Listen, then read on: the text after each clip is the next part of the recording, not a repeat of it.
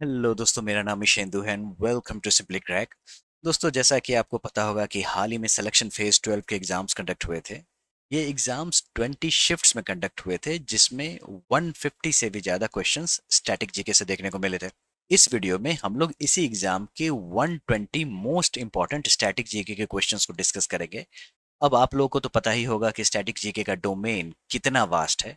इस पूरे लेक्चर को देखने के बाद में आप ये समझ पाएंगे कि ज्यादातर क्वेश्चंस कहाँ से पूछे जाते हैं, जिसे हम लोग हॉटस्पॉट कह सकते हैं। और इसी स्टैटिक जीके के हॉटस्पॉट वाले टॉपिक को अगर आप अच्छे से कवर कर लेते हो तो ये आपको एग्जाम में बहुत ही अच्छे मार्क्स लाकर देगा।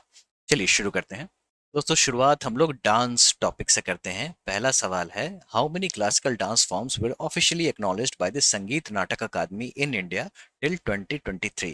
देखो दोस्तों, ऐसा है, जो क्लासिकल डांस को रिकॉग्नाइज कौन करता है, तो संगीत नाटक अकादमी। कितने क्लासिकल डांस इसने रिकॉग्नाइज किए हैं, तो टोटल 8 क्लासिकल डांस इसने रिकॉग्नाइज किए हैं। यही सवालों में देखने को मिलता है। हालांकि एक और क्लासिकल डांस है जिसका नाम है छऊ, जो कि मिनिस्ट्री ऑफ कल्चर के द्वारा ऐड किया गया है। ठीक है, टोटल 9 क्लासिकल डांस होते हैं, इसको अच्छे से समझते हैं। देखो ऐसा है, जो आप यहाँ पे जो क्लासिकल डांस देख रहे हो, ये टोटल 8 क्लासिकल डांस हैं। ये आपको संगीत नाटक अकादमी के द्वारा रिकॉग्नाइज किया गया है, और एक मिनिस्ट्री ऑफ कल्चर के द्वारा छऊ ऐड कर दिया गया है। छऊ कहाँ का डांस है, ये भी इंपॉर्टेंट है। देखो दोस्तों, ऐसा है, जो छऊ आपको 3 जगह देखने को मिलेगा। एक आपको वेस्ट बंगाल में पुरुलिया छऊ, झारखंड में सरायकेला छऊ, और उड़ीसा में मयूरभंज छऊ देखने को मिलेगा। ठीक है, अब जरा हॉटस्पॉट को समझते हैं। देखो दोस्तों, ऐसा है, जब आप डांस को पढ़ोगे तो यहाँ पे दो कंपोनेंट्स आपको देखने को मिलेंगे। एक है क्लासिकल डांस और दूसरा है फोक डांस। फोक डांस आपको स्टेट वाइज होते हैं, और अभी तक 200 प्लस फोक डांस आपको कॉम्पिटेटिव एग्जाम्स में आ चुके हैं। क्लासिकल डांस की बात करें तो 8+1 टोटल 9 क्लासिकल डांस आपको यहाँ देखने को मिलेंगे। जैसे ही आप इनके बारे में पढ़ोगे, इनके ओरिजिन को पढ़ोगे, उसके बाद इनके कंपोनेंट्स को पढ़ोगे, जो फीचर्स होते हैं ना वो, उसके बाद इनके एक्सपोनेंट्स को पढ़ोगे। एक्सपोनेंट्स वो व्यक्ति हुए जो कि इस डांस को प्रैक्टिस करते हैं और कहीं ना कहीं प्रसिद्धि हासिल कर चुके हैं, अवार्ड्स अवार्ड्स जीत चुके हैं, है ना। अब यहाँ पे हॉटस्पॉट की बात करें तो आप ये समझो, जो 30% क्वेश्चंस डांस के, वो इसी चीज पे आए हैं, जो 9 क्लासिकल डांस का ओरिजिन कहाँ पे हुआ था, बस। ठीक है, तो इसका वेटेज आप समझ लो ये कितना इंपॉर्टेंट है। तो यहाँ पे जो आप नाम देख रहे हो, भरतनाट्यम, कथक, कथकली, कुचिपुड़ी, मणिपुरी, मोहिनीअट्टम, ओडिसी और सत्रिया, यही आपको 30% सवाल बनाता है, जो इनका ओरिजिन कहाँ हुआ था। भरतनाट्यम तमिलनाडु का क्लासिकल डांस है, कथकली केरला का है, मणिपुरी मणिपुर का है, ओडिसी उड़ीसा का है, कथक उत्तर प्रदेश का है, कुचिपुड़ी आंध्र प्रदेश का है, मोहिनीअट्टम केरला का है, और सत्रिया आसाम का है। दोस्तों, एक केरला ही ऐसी जगह है यहाँ पे आपको दो क्लासिकल डांस देखने को मिल जाते हैं। ठीक है, और एक और डांस जो कि छऊ मिनिस्ट्री ऑफ कल्चर के द्वारा ऐड किया गया है। ठीक है, चलिए अब अगला सवाल को देखते हैं। Select the incorrect combination of dance and its respective state of origin. Bharatanatyam Tamil Nadu का है, सही है। कथकली केरला का है, बिल्कुल सही है। दोस्तों, कोई भी नाम में अगर आपको कली दिख जाए, ठीक है, चाहे वो क्लासिकल डांस हो या फिर फोक डांस हो, तो समझ जाओ वो केरला का है। ठीक है, सत्रिया हिमाचल प्रदेश, बिल्कुल नहीं, ये आसाम का है। और कुचिपुड़ी आंध्र प्रदेश का है। ठीक है, तो यहाँ पे सही उत्तर होगा सत्रिया, जो कि आसाम का है। जैसा कि मैंने आपको बताया, जो 30% क्वेश्चंस जो हैं सिर्फ और सिर्फ नेम एंड ओरिजिन से आते हैं, तो ये आपको पता होना ही चाहिए। अगला सवाल है, which of the following classical dance forms has originated in Andhra Pradesh. दोस्तों, सही उत्तर है कुचिपुड़ी, जैसा कि हम लोगों ने देखा। भरतनाट्यम तमिलनाडु का है, कथक आपको यूपी का है, और कथकली केरला का है। आपने देखा, हम लोगों ने 3 सवाल सिर्फ और सिर्फ एक सिंगल पेज से आए हैं, है ना, जो कि कौन से क्लासिकल डांस है, बस इतना ही पूछा जा रहा है। Sattriya dance is predominantly practised in which of the following states of India. जैसा कि हम लोगों ने अभी देखा, आसाम, ये रहा Assam. In which of the following dance forms is Marti Akhora used as the basic exercise pattern that facilitates various dance poses? दोस्तों, यहाँ पे पूछा जा रहा है, जो माटी अखोरा है वो किस डांस से रिलेटेड है। ठीक है, माटी अखोरा एक तरीके का एक्सरसाइज पैटर्न है, और ये आपको सत्रिया से रिलेटेड है। जब आप सत्रिया को करने जाओगे उससे पहले एक तरीके से वार्म अप होता है, आप अपने बॉडी को फ्लेक्सिबल बनाते हो ताकि आप डांस के मूव्स को अटेम्प्ट कर सको। उसे हम लोग माटी अखोरा बुलाते हैं और ये इस बार के सिलेक्शन फेज एग्जामिनेशन में सवालों के रूप में दिख रहा है। ठीक है दोस्तों, तो ऐसा है जो डांस के ओरिजिन के बाद आप उनके कंपोनेंट्स को पढ़ोगे और उसके बाद इसमें ही जो ट्रेनिंग एलिमेंट है, यहाँ पे आप देख सकते हैं माटी अखोड़ा की चर्चा हो रही है, जैसा कि ये एक तरीके का एक्सरसाइज है, वार्म अप एक्सरसाइज है ताकि आपकी बॉडी फ्लेक्सिबल हो सके और आप सत्रिया के मूव्स कर सको। Vedantam Satyanarayana Sharma is associated with which of the following dances? दोस्तों इसका सही उत्तर है कुचिपुड़ी। वेदांतन वेदांतम सत्यनारायण शर्मा जो है वो कुचिपुड़ी से रिलेटेड है।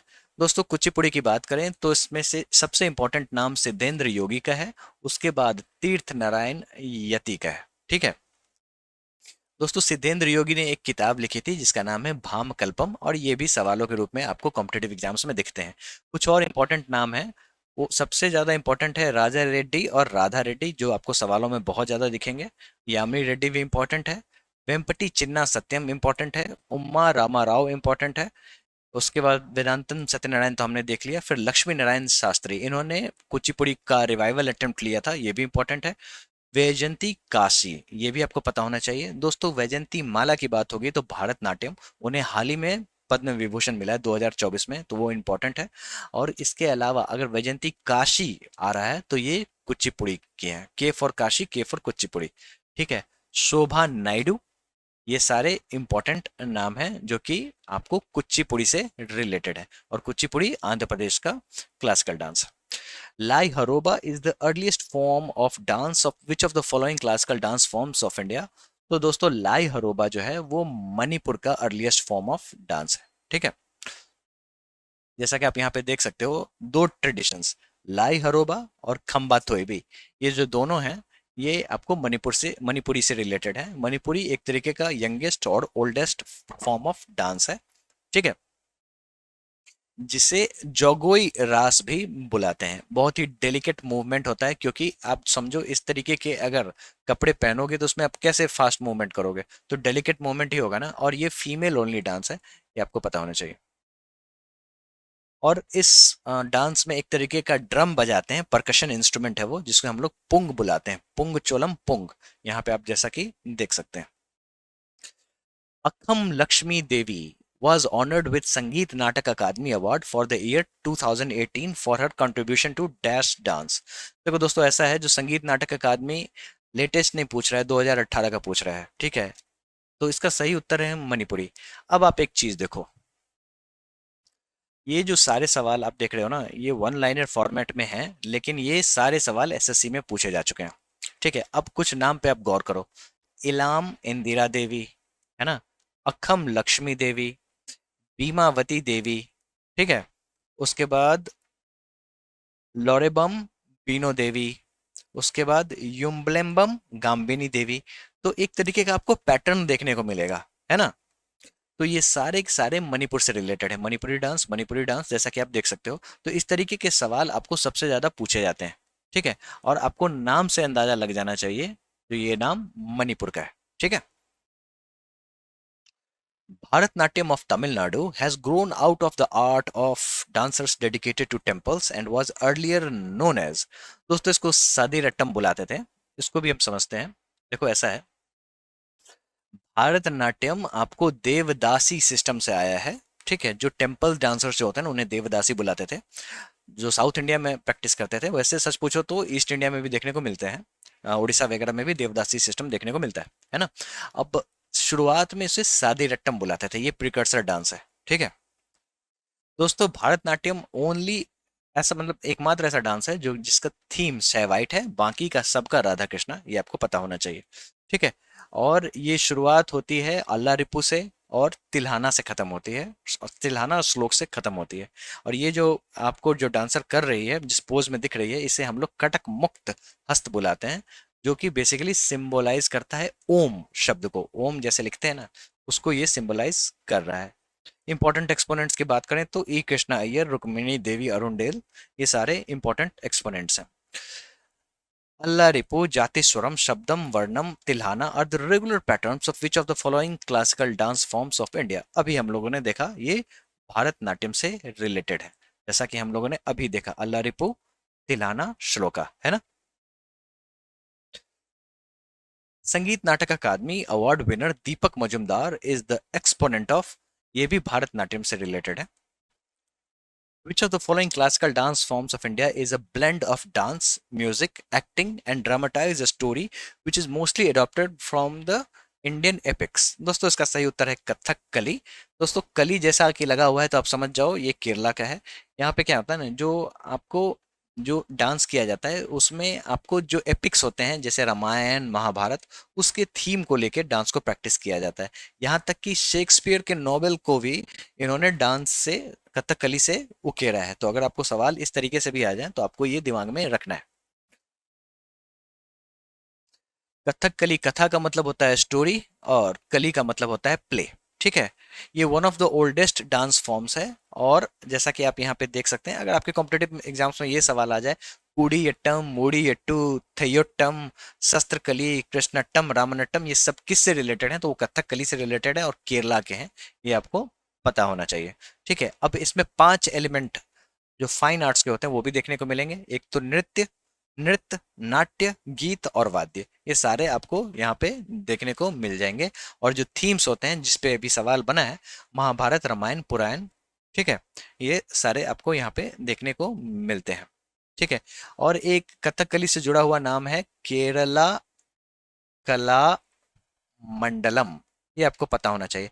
जहां भी आपको ये कला मंडलम नाम में दिख जाए, जैसे कला मंडलम गोपी, है ना, तो आप समझ जाओ जो ये या तो वो कथकली से रिलेटेड है या फिर मोहिनीअट्टम से रिलेटेड है, दोनों से रिलेटेड हो सकते हैं, ठीक है।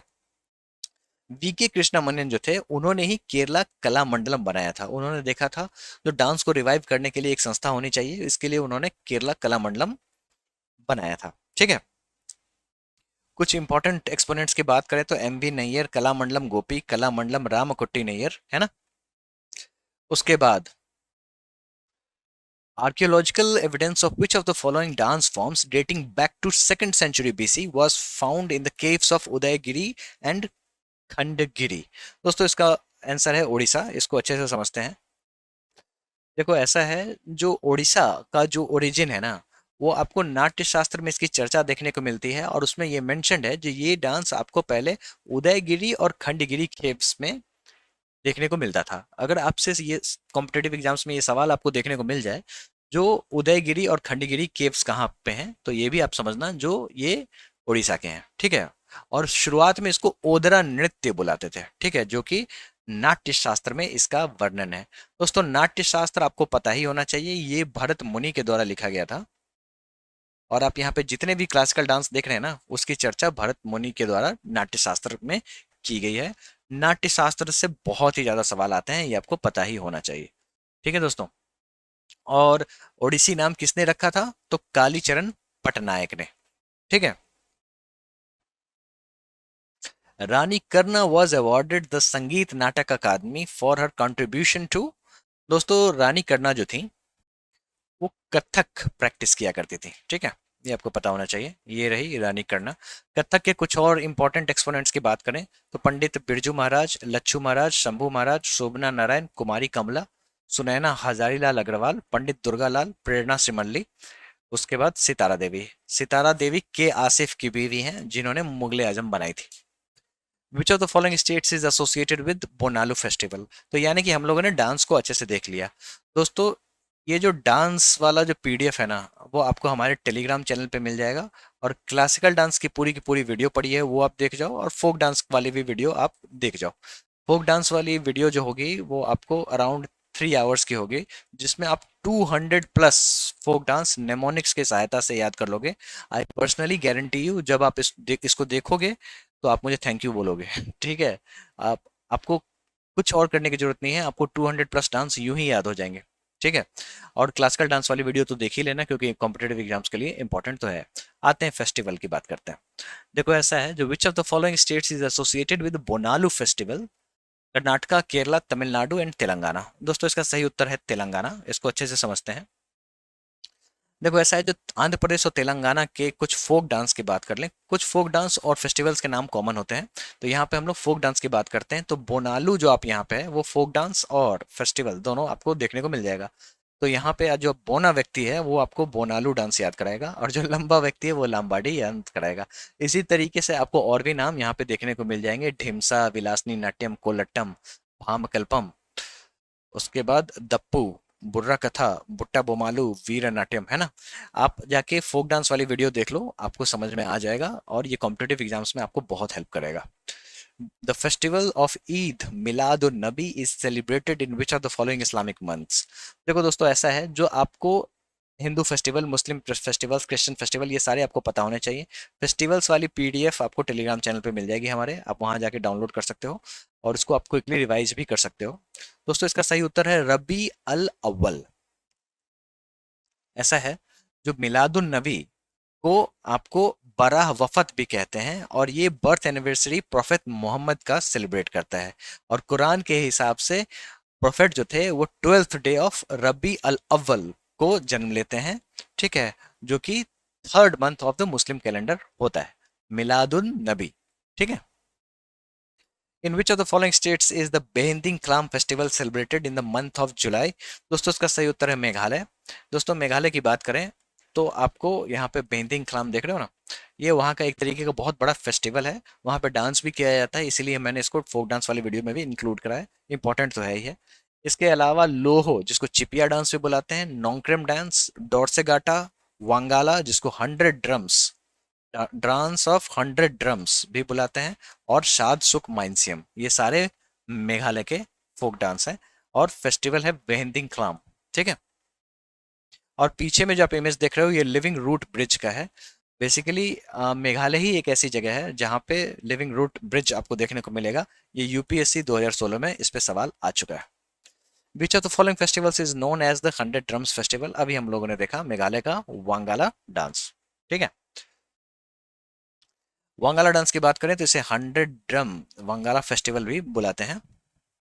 ये बेसिकली गारो ट्राइब के द्वारा किया जाता है, ये भी आपको पता होना चाहिए। वांगाला फेस्टिवल जो है वो गारो ट्राइब के द्वारा किया जाता है, ठीक है। कब किया जाता है, तो पोस्ट हार्वेस्ट सीजन, विंटर के समय में, बिगिनिंग ऑफ द विंटर में ये किया जाता है।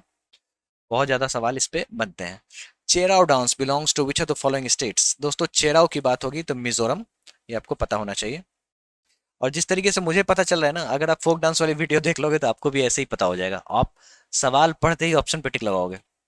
देखो दोस्तों ऐसा है, जब मिजोरम की बात करें तो फोक डांस की बात करें तो जैंग टालम, चैलम, खुल्लम, च्वांगलाई जवान, सरला मकाई, चैलम, ठीक है, ये सारे जो हैं ये आपको मिजोरम से रिलेटेड हैं और कॉम्पिटेटिव एग्जाम्स में आते हैं। और सबसे इंपॉर्टेंट है चापचार कुट फेस्टिवल। आप मिजोरम वाली वीडियो देख लो, आपको ये सारे नाम यूं ही याद हो जाएंगे। Select the incorrect combination of folk dance and its respective state. Dhangari Gaja Maharashtra, नहीं ये सही है। डोलू कुनीथा कर्नाटका का है, ये भी सही है। पैका केरला का नहीं है। डांडिया रास गुजरात का सही है। दोस्तों पैका की बात करें तो ये आपको उड़ीसा में भी देखने को मिलता है। झारखंड वाले फोक डांस वाली वीडियो मैंने इसको कवर करा है, ठीक है, आप जाके अगर आप वीडियो देखोगे तो आपको समझ में आ जाएगा। और आपको कहीं कहीं वेस्ट बंगाल में भी देखने को मिलता है। दोस्तों पैका रिबेलियन की बात होगी तो उड़ीसा। अगर आपके पास कॉम्पिटेटिव एग्जाम्स में सवाल आ जाए पैका रिबेलियन कहाँ हुआ था, तो उड़ीसा। अपार्ट फ्रॉम दैट अगर फोक डांस या फिर फेस्टिवल की बात हो रही है तो आपको सबसे पहला प्रायोरिटी उड़ीसा को देना है। और इसके अलावा जो भी आपको यहाँ पे ऑप्शंस नजर आए उसके हिसाब से अब आपको एग्जाम्स में ऑप्शंस में टिक लगाने हैं। The festival of Ram Navami is celebrated in which of the following Hindu months. देखो दोस्तों ऐसा है, जब आप कोई भी फेस्टिवल जिसका आप नाम सुनते हो उसको आप एक काम करो, आप हिंदू मंथ्स जो है ना वो आप एक बार जरूर पढ़ लेना, जो कौन से हिंदू मंथ्स हैं कहाँ पे क्या है, ताकि आप लिंक कर सको। क्योंकि आपसे ये नहीं पूछने जाएगा जो मार्च अप्रैल में होता है, आपसे पूछा जाएगा जो कौन सा हिंदू मंथ में होता है। तो आपको पता होना चाहिए ये चैत्र में होता है, और ऐसे सवाल आते हैं तो ये छूटने नहीं चाहिए, ये सब सारे आसान सवाल हैं। रामनवमी जो है आपको बर्थ एनिवर्सरी होता है लॉर्ड राम का, और ये मार्च अप्रैल यानी कि चैत्र में मनाया जाता है। According to the Hindu calendar on which day does the Holika Dahan take place. Holika दहन कब होती है, ठीक है। जैसा कि आपको पता है जो होली जो है मार्च में होती है, जिसे हम लोग फाल्गुन बोलते हैं ना। और ये फागुन पूर्णिमा के दौरान मनाई जाती है। ठीक है। Which of the following holidays in Christianity is a morning day? दोस्तों इसका सही उत्तर है गुड फ्राइडे, ये आपको पता होना चाहिए। तो जैसा कि आपने देखा, जो बहुत ही आसान आसान सवाल है, हालांकि आपको मंथ पता होना चाहिए। ठीक है। जो भी इंपॉर्टेंट, अगर आपको दिवाली हो रहा है तो दिवाली का मंथ आपको पता होना चाहिए, वो भी हिंदी में, ताकि अगर कॉम्पिटेटिव एग्जाम्स में सवाल आ जाए तो आपसे वो छूटे ना। Jaita is the main dance from which state? Uttar Pradesh. The Myoko festival is celebrated in which of the following north eastern states of India? दोस्तों मेयोको आपको प्रमुख रूप से अरुणाचल प्रदेश में देखने को मिलता है। Bahu Mela dash is the major festival held at Kali temple in the Bahu fort twice a year, Jammu Kashmir. ठीक है। Karbi tribe which celebrates the cultural festival Rongker belongs to the Indian state of dash? देखो दोस्तों, ऐसा है, अगर आपको रोंगकेर फेस्टिवल के बारे में नहीं मालूम है तो करबी ट्राइब के बारे में मालूम होना चाहिए। अगर करबी ट्राइब के बारे में नहीं मालूम है तो आपको करबी आंगलोंग डिस्ट्रिक्ट के बारे में मालूम होना चाहिए। ये सारे आसाम में और आसाम से रिलेटेड है। ठीक है दोस्तों। In which of the following cities in the is the Agera festival celebrated? दोस्तों अगेरा मुंबई में होता है, ये आपको पता होना चाहिए। In which of the following states of India is Chethiyagiri Vihara festival celebrated? दोस्तों ये बुद्धिस्ट फेस्टिवल है और सांची स्तूपा जहाँ पे है वहां पे किया जाता है, मध्य प्रदेश में। महोत्सव is a religious festival celebrated in which of the following states? आजकल इस सवाल को बहुत ही ज्यादा पूछा जा रहा है और ये नागालैंड में मनाया जाता है। नागालैंड के और भी फेस्टिवल की बात करें तो रंगामा, जो वॉर डांस है और वहाँ का फेस्टिवल भी है, इंपॉर्टेंट फेस्टिवल है। और भी क्या क्या है जो कि कॉम्पिटेटिव एग्जाम्स में आता है। डांस की बात करें, आलू यट्टू, लाश लपेटू, लेसा लपटू जिसको कह लो आप, और कौन सा होता है, नार्सोरोलियन, नारसेरोलियन, फिर चैंग सैंग, ये सारे नागालैंड के हैं। ठीक है दोस्तों। और कौन सा है, जियलैंग, butterfly dance.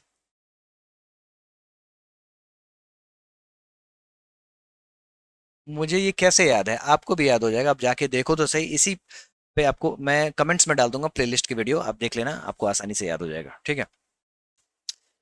Who was the founder of Jaipur Atrauli घराना? तो दोस्तों अतरौली जयपुर, अब हमने ये सबसे पहले ये समझो, जो हमने फेस्टिवल्स कवर कर लिया, डांस कवर कर लिए। ठीक है। अब आपको पता चल गया होगा, जो आपको इसी चैनल के प्लेलिस्ट में जाके आपको फोक डांस अच्छे से कवर कर लेना है, इसकी प्लेलिस्ट में चिपका दूंगा। ठीक है। और वैसे भी आप चैनल पर ढूंढोगे तो आपको मिल जाएगा, इसको आपको अच्छे से कवर करके जाना है। ठीक है। Who was the founder of Jaipur Atrauli घराना? ठीक है, तो दोस्तों इसका सही उत्तर है अलादिया खान। अब घराना की बात करेंगे ना, तो आपको कौन से एक्सपोनेंट्स कौन से घराना से बिलोंग करते हैं ये सवाल आता है, लेकिन आपको फाउंडर जितने भी हैं वो तो आपको कवर कर लेने ही कर लेने हैं। ठीक है। तो फाउंडर वाली जो लिस्ट होगी वो होगा तो मैं दे दूंगा, जो आपको कवर कर लेना है घराना के। ठीक है। Who was the founder of Jaipur Atrauli घराना? तो अलादिया खान। ओमकार नाथ ठाकुर ग्वालियर घराने से हैं, अब्दुल करीम खान किराना घराने से हैं, और अली बख्श खान पटियाला घराने से हैं। देखो दोस्तों ऐसा रहे, ये हैं उस्ताद अलादीन खान, ये फाउंडर हैं। इसके अलावा अगर जयपुर अतरौली घराने की बात करें, क्योंकि जयपुर अतरौली घराना पता नहीं क्यों बहुत ज्यादा ऐसे सवाल पूछता है जयपुर अतरौली घराने से, तो किशोरी अमोलकर, जो हमने जय किशोरी से इसको याद करा है। फिर मोगूबाई कुर्डीकर, जो कि मोगली से हमने याद करा है। फिर पैडमैन यानी कि पद्मा तलवलकर, पद्मावती शालिग्राम गोखले, दो नाम आपको पैडमैन याद कराएंगे। फिर मल्लिकार्जुन मंसूर, ये मल्लिकार्जुन खड़गे हैं कांग्रेस के, लेकिन जो आपको मल्लिकार्जुन याद कराएंगे। अश्वनी भिड़े, ठीक है, ये भिड़े जो मास्टर हैं जेठालाल वाले, कौन सा था वो, तारक मेहता का उल्टा चश्मा, वो आपको याद कराएंगे। और केसर बाई केरकर। ठीक है। और केसर बाई केरकर से बहुत ज्यादा सवाल आता है, किशोरी या मोनकर से बहुत ज्यादा सवाल आता है, और फाउंडर से तो आता ही आता है। ठीक है। Who among the following Hindustani classical musicians was not associated with the Maihar घराना? इसमें से मैहर घराना से कौन एसोसिएटेड नहीं है? पंडित रविशंकर मैहर घराने से एसोसिएटेड हैं, उस्ताद बिस्मिल्लाह खान नहीं, ये डुमराव घराने से हैं। ठीक है, तो सही उत्तर तो आपका यही हो गया। अन्नपूर्णा देवी नहीं है, अली अकबर खान भी नहीं है, ठीक है। दोस्तों उस्ताद बिस्मिल्लाह खान मुझे लगता है बहुत ही फेवरेट है एसएससी के, और कॉम्पिटेटिव एग्जाम्स में बहुत ही ज़्यादा सवाल आते हैं। कारण क्या है? कारण ये है, जो ये भारत रत्न से सम्मानित हैं। भारत रत्न से जितने भी सम्मानित लोग हैं वो आपको पता होना चाहिए, वो आपके लिए हॉटस्पॉट है, ठीक है। उससे सवाल आपको बहुत ज़्यादा बनते हुए दिख जाएंगे। इसी सिलेक्शन फेज वाले क्वेश्चंस में ही आप देख लेना भारत रत्न से कितने ज़्यादा आपको देखने को मिल जाएंगे। पंडित रविशंकर भारत रत्न से सम्मानित हैं। उस्ताद बिस्मिल्लाह खान भारत रत्न से सम्मानित हैं। उस्ताद बिस्मिल्लाह खान की बात कर लेते हैं। इनका असली नाम जो था वो कमरुद्दीन खान था, ठीक है। और इन्होंने इंडिपेंडेंस डे जब हुआ था 1947 में, तो लाल किले पे जाके इन्होंने परफॉर्म किया था। और यही कारण है जो तब से लेके आज तक आप जब DD1 लगाओगे इंडिपेंडेंस डे के दिन, तो आपको शहनाई धुन सुनाई देगी, है ना। इसके अलावा एक ईरान में थिएटर है तेहरान में जो इनके नाम पे है, ठीक है। और 2001 में भारत रत्न मिला था, ठीक है। तो ये सारी चीजें आपको पता होनी चाहिए। Identify the Indian musician who was associated with the wind instrument playing by blowing। विश्व मोहन भट्ट तो नहीं भाई साहब, ये तो मोहन वीणा बजाते हैं। पंडित दीनदयाल नहीं है, पंडित रविशंकर नहीं है, सितार बजाते हैं। बिस्मिल्लाह खान, जैसा कि हम लोगों ने अभी देखा, है ना। तो आपने देख लिया जो दो सवाल बिस्मिल्लाह खान से आगे और क्यों आए, मैंने आपको बता दिया, हॉटस्पॉट है, ठीक है। The famous musician Vishnu Govind Jog is primarily associated with which of the following musical instruments. देखो दोस्तों, ऐसा है, जो विष्णु गोविंद जोग आपको वायोलिन बजाते हैं, और वायोलिन प्लेयर्स जितने भी होते हैं ना, वो सवाल बहुत ही ज्यादा आपको देखने को मिलते हैं। एक एक करके देख लेते हैं। देखो ऐसा है, जो सबसे ज्यादा वायोलिन से सवाल आपको देखने को मिलेगा लागोडी जयरामन के नाम से, ठीक है। ये सबसे ज्यादा पूछा जाता है, जो ये किससे एसोसिएटेड है, तो वायोलिन से। इसके अलावा विष्णु गोविंद जोग, MS Gopal Krishnan, TN Krishnan, Shrimati M राजन, उसके बाद M चंद्रशेखरन, ये सारे जो हैं आपको वायोलिन याद करा देंगे। Identify the Indian musician who is associated with any string instrument. Zakir Hussain tabla बजाते हैं, कृष्णराम चौधरी नहीं है, पंडित रविशंकर, जैसा कि मैंने आपको बताया। पंडित रविशंकर बहुत ही इंपॉर्टेंट है एसएससी के लिए, हॉटस्पॉट में कंसीडर किए जाएंगे। कारण क्या है, जो एक तो पहली बात, इनको भारत रत्न मिला है, आपको मैंने बताया कि भारत रत्न जिनको मिला है वो आप उसको अच्छे से कवर कर लेना, ठीक है। और दूसरा, इनको 5 बार ग्रैमी अवार्ड मिला हुआ है, ठीक है। उसकी भी एक स्लाइड, उसका भी एक टेबल हमने यहाँ पे दे रखा है, वो आपको एक बार देख लेना है। पंडित रविशंकर की बात कर लेते हैं, तो इन्हें भारत रत्न 1999 में मिला था। इनकी ऑटोबायोग्राफी है माई लाइफ माई म्यूजिक। अब यहाँ पे जितने भी बोल्ड आपको दिख रहे हैं ना, सब पे सवाल एसएससी में बन चुके हैं, ठीक है। इन्होंने जो ग्रैमी जीता है 5 बार, उस पर भी सवाल बन चुके हैं। और ग्रैमी किस में जीता है पहली बार, तो वेस्ट मीट्स ईस्ट, ठीक है। इसके लिए उनको जीता, इन्होंने जीता है the concert of the Bangladesh, इनके द्वारा किया गया है। मतलब कंसर्ट ऑफ द बांग्लादेश नाम है, ठीक है। फुल सर्कल कार्नेज हॉल, ये सारे जो हैं इस पे सवाल बन चुके हैं, ठीक है। और कौन से घराने से बिलोंग करते हैं, तो मैहर घराना। अल्लाह रखा Khan is associated with which of the following musical instruments. तो ये तबला से संबंध रखते हैं अल्लाह रखा खान, जैसा कि मैंने आपको बताया। यहाँ पे आप देख सकते हैं, या नहीं, हाँ, तबला इंपॉर्टेंट एक्सपोनेंट्स तबला की बात करें तो जाकिर हुसैन, पंडित किशन महाराज, उस्ताद फजल कुरैशी, अल्लाह राखा खान, शुभंकर बैनर्जी, उस्ताद अकरम खान, सत्यजीत तलवालकर, योगेश शमसी, ये सारे आपको तबला से बिलोंग करते हैं। अब इनके ऊपर में पगड़ी क्यों है? पगड़ी इसलिए क्योंकि ये पंजाब घराने से हैं। कौन कौन पंजाब घराने से हैं? तो उस्ताद जाकिर हुसैन पंजाब घराने से हैं, और उस्ताद अल्लाह राखा खान, A R रहमान को हमने पगड़ी पहना दी है, ठीक है, ताकि आपको पंजाब घराने आसानी से याद हो जाए। Upalu Srinivas was a dash player who was awarded with the Padma Shri in 1998। देखो दोस्तों, ऐसा है, ये नाम बड़ा इंपॉर्टेंट है। यू श्रीनिवास जो है ना, ये नाम बहुत ही इंपॉर्टेंट है। ये मैंडोलिन बजाते थे, ठीक है। ये रहे श्रीनिवास, जो कि मैंडोलिन गिटार बजाते थे। और गिटार का एक और इम्पोर्टेंट नाम है ब्रजभूषण काबरा, ये नाम आपको पता होना चाहिए। ये ब्रजभूषण शरण सिंह जी हैं, उनको हमने हाथ में गिटार थमा दिया है ताकि आपको ब्रजभूषण काबरा नाम याद हो जाए। और क्योंकि ये एसएससी में बहुत ही ज्यादा सवाल पूछे जाते हैं। Who among the following musicians played the Carnatic music with Ghatam? दोस्तों यहाँ पे TH विनायकरम की बात हो रही है, दो नाम है। आपको ये पता होना चाहिए, घाटम की बात होगी तो टी एच विनायकरम, जिनको विक्कू विनायक भी बुलाते हैं, और ई एम सुब्रमण्यम, ये दो इंपॉर्टेंट नाम है जो आपको पता ही होना चाहिए। और भी हैं जैसे सुकन्या राम गोपाल, हमने यहाँ पे ऐड करा है। ठीक है, याद करने का ट्रिक है, राम गोपाल के मूवी में घाटम में सुब्रमण्यम नायक थे। सवाल सबसे ज्यादा टी एच विनायकम और ई एम सुब्रमण्यम से पूछते हैं, जिसको हम लोग प्यार से THEM बुलाते हैं। अब आप इमेजिन करो, जो आप इस घाटम को बजा रहे हो और जितनी बार टम टम बजा रहे हो तो आपको THEM सुनाई दे रहा है। ठीक है, इस तरीके से आप याद कर लो, आपको याद हो जाएगा। Pandit Ram Narayan, who was awarded the Pandit Bhimsen Joshi life time achievement award in 2015-16, is a dash player. देखो दोस्तों, ऐसा है, जो Bhimsen Joshi award, life time award, इनको कब मिल रहा है, तो 2015-2016। तो ये तो करंट अफेयर्स तो बिल्कुल नहीं है, तो यानी कि कोर स्ट्रेटेजी के है। तो आपको ये पता होना चाहिए जो पंडित राम नारायण क्या बजाते हैं। बजाते हैं ये सारंगी। कैसे याद रहेगा वो बताता हूँ। देखो ऐसा है, जो सारंगी बजाने वाले कौन कौन है, तो पंडित राम नारायण, यहाँ पे भगवान राम जो है वो नारायण जी को हाँ सारंगी बजा रहे हैं। उसके बाद एक और इम्पोर्टेंट नाम है जो कि कॉम्पिटेटिव एग्जाम्स में सारंगी से ज्यादा आपको देखने को मिलेगा, वो है उस्ताद बुंदू खान, जो कि बूंदी के लड्डू बना रहा है ना। उस्ताद शकूर खान, यहाँ पे आपको शक्कर के जो क्यूब्स हैं, शुगर क्यूब्स, वो आपको उस्ताद शकूर खान याद दिलाएंगे। ध्रुव राठी आपको ध्रुवा घोष याद दिलाएगा, और उस्ताद सुल्तान खान आपको सुल्तान जो मूवी का है उससे आपको, ये देखो चीनी उठा के ला रहा है ताकि ये उस्ताद शकूर खान बनाए। ठीक है, इस तरीके से हमने याद करा है। तो ये आपको याद हो जाना चाहिए, ये सारे के सारे सारंगी के हैं और कॉम्पिटेटिव एग्जाम्स के लिए इंपॉर्टेंट है। Ricky Case, a globally acclaimed musician from India, won the 57th Grammy Award for which of the following albums? दोस्तों, इसका आंसर है विंड्स ऑफ समसारा। अब ये जो सवाल आपको सिलेक्शन फेज में दिख रहा है, क्यों दिख रहा है वो समझो। ऐसा है, जो ये टेबल है आपको ग्रैमी का, ये आपको पता होना चाहिए। कॉम्पिटेटिव एग्जाम्स के लिए ये बहुत ही इंपॉर्टेंट है। यहाँ पे आपको 2015 में new best new age album Ricky Kej जो है, उन्हें विंड्स ऑफ समसारा के लिए मिला था, यही एल्बम है उनका। ठीक है, यहाँ पे 5 बार आप देखोगे जो रविशंकर जी आपको यहाँ पे दिख जाएंगे। ठीक है, जिनको मिला है, और हाल ही में जाकिर हुसैन को मिला है। जो 2024 की बात कर लें तो आपको जाकिर हुसैन, जाकिर हुसैन, जाकिर हुसैन, जाकिर हुसैन जी को टोटल 4 बार मिला है। तो ये आपको पता होना चाहिए, और ये कॉम्पिटेटिव एग्जाम्स के लिए बहुत ही ज़्यादा इंपॉर्टेंट इसलिए क्योंकि ये करंट अफेयर्स का पार्ट है। इन्हीं के बैंड का नाम है शक्ति, ये भी इंपॉर्टेंट है। तो ये टेबल बेसिकली आपको अच्छे से पढ़ लेना चाहिए, ठीक है, और जान लेना चाहिए, क्योंकि इससे सवाल बहुत बार पूछे जा चुके हैं और ये सारी चीज़ें आपको पता होनी चाहिए। Anant Krishnan is associated with which musical instrument? दोस्तों, अनंत कृष्णन जो है वो मृदंगम बजाते हैं।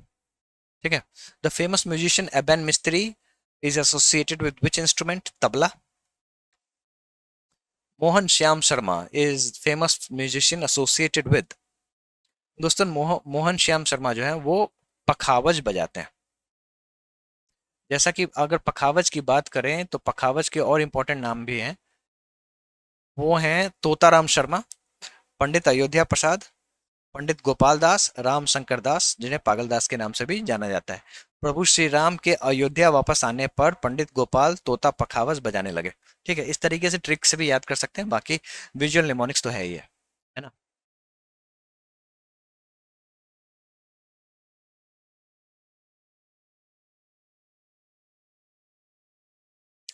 Padmashri awardee Gosaveedu Shaik Hasan is known for playing Nadaswaram. ठीक है,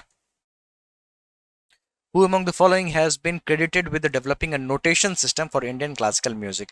ये हैं विष्णु नारायण भतखंडे। ये सारे नए सवाल हैं जो कि इस बार सिलेक्शन फेज में देखने को मिले। ठीक है, इन्होंने आपको इंडियन क्लासिकल म्यूजिक का नोटेशन सिस्टम डेवलप किया था और ये कॉम्पिटेटिव एग्जाम्स के लिए इंपॉर्टेंट है। विष्णु नारायण भटखंडे महाराष्ट्र के रहने वाले थे। Which Assamese artist was known as सुधा कंठ? ये बड़ा इंपॉर्टेंट है दोस्तों, इसका सही उत्तर है भूपेन हजारिका। भूपेन हजारिका को मैं हॉटस्पॉट में कंसीडर करता हूँ, क्यों करता हूँ मैं आपको बताता हूँ। देखो ऐसा है, जिनको हर कॉम्पिटेटिव एग्जाम्स में मुझे ये नाम आपको देखने को मिल जाता है। ठीक है, इन्हें सुधा कंठ भी बुलाया जाता था, और इनके ऊपर में एक ब्रिज है, भूपेन हजारिका ब्रिज, जिसे हम लोग ढोला सदिया ब्रिज के नाम से भी जानते हैं। ठीक है, जो कि 9.15 किलोमीटर का है और सेकेंड लॉन्गेस्ट वाटर ब्रिज है। ठीक है, जो कि आपको आसाम और अरुणाचल प्रदेश को कनेक्ट करता है। ठीक है, भूपेन हजारिका जी को बार्ड और ब्रह्मपुत्र भी बुलाते हैं। ठीक है, और इन्हें भारत रत्न भी मिला है पॉस्थुमसली 2019 में।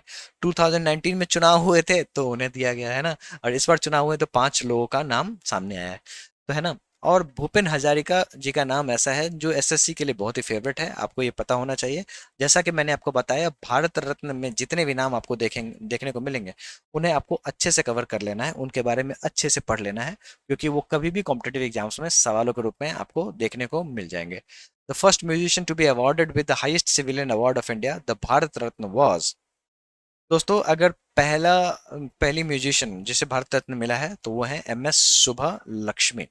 अब क्या है ना, आप ये लिस्ट देखो, फर्स्ट भारत रत्न के जो जो लोग मिले हैं ना, वो आपको पता होना चाहिए। पहला रिसिपिएंट 1954 में 3 व्यक्ति को मिला था, सी राजगोपालाचारी, सर्वपल्ली राधाकृष्णन और सी वी रमन।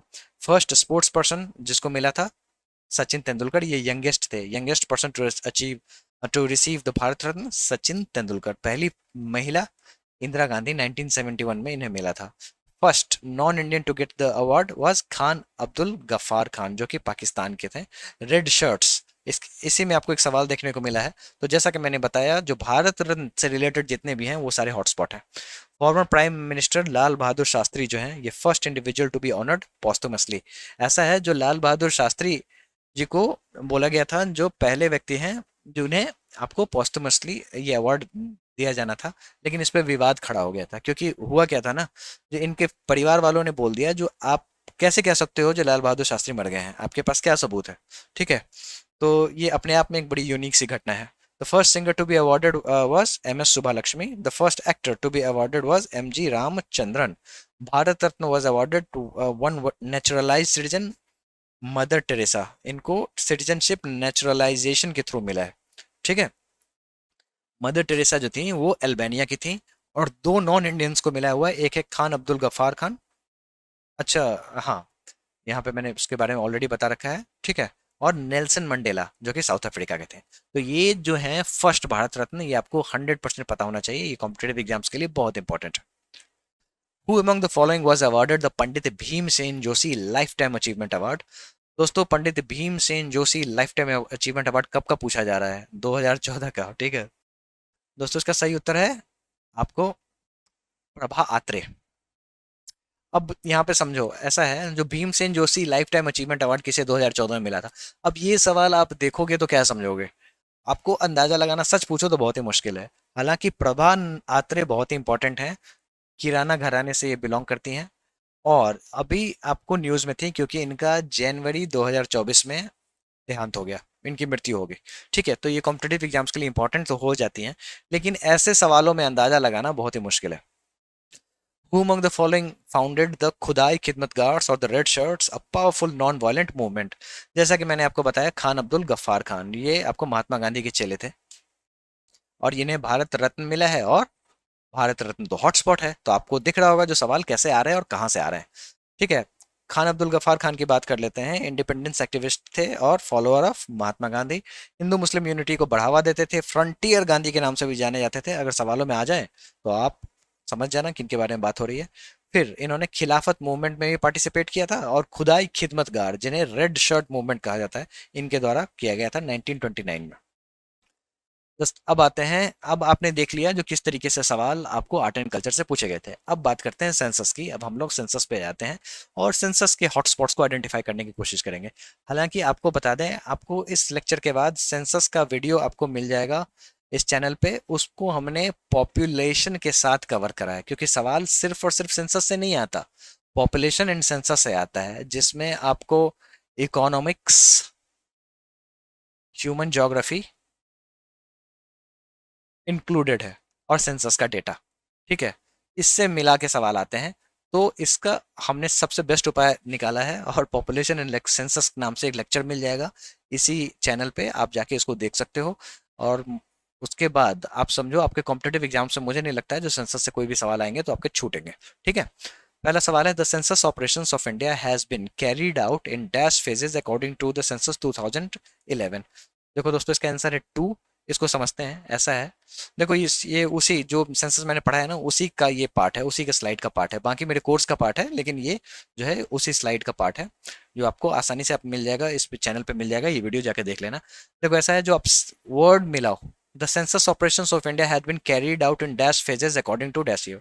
अब यहाँ पे वर्ड मिलाओ, द 2011 सेंसस ऑफ इंडिया और the 15th Indian census was conducted in 2 phases, house listing and population enumeration.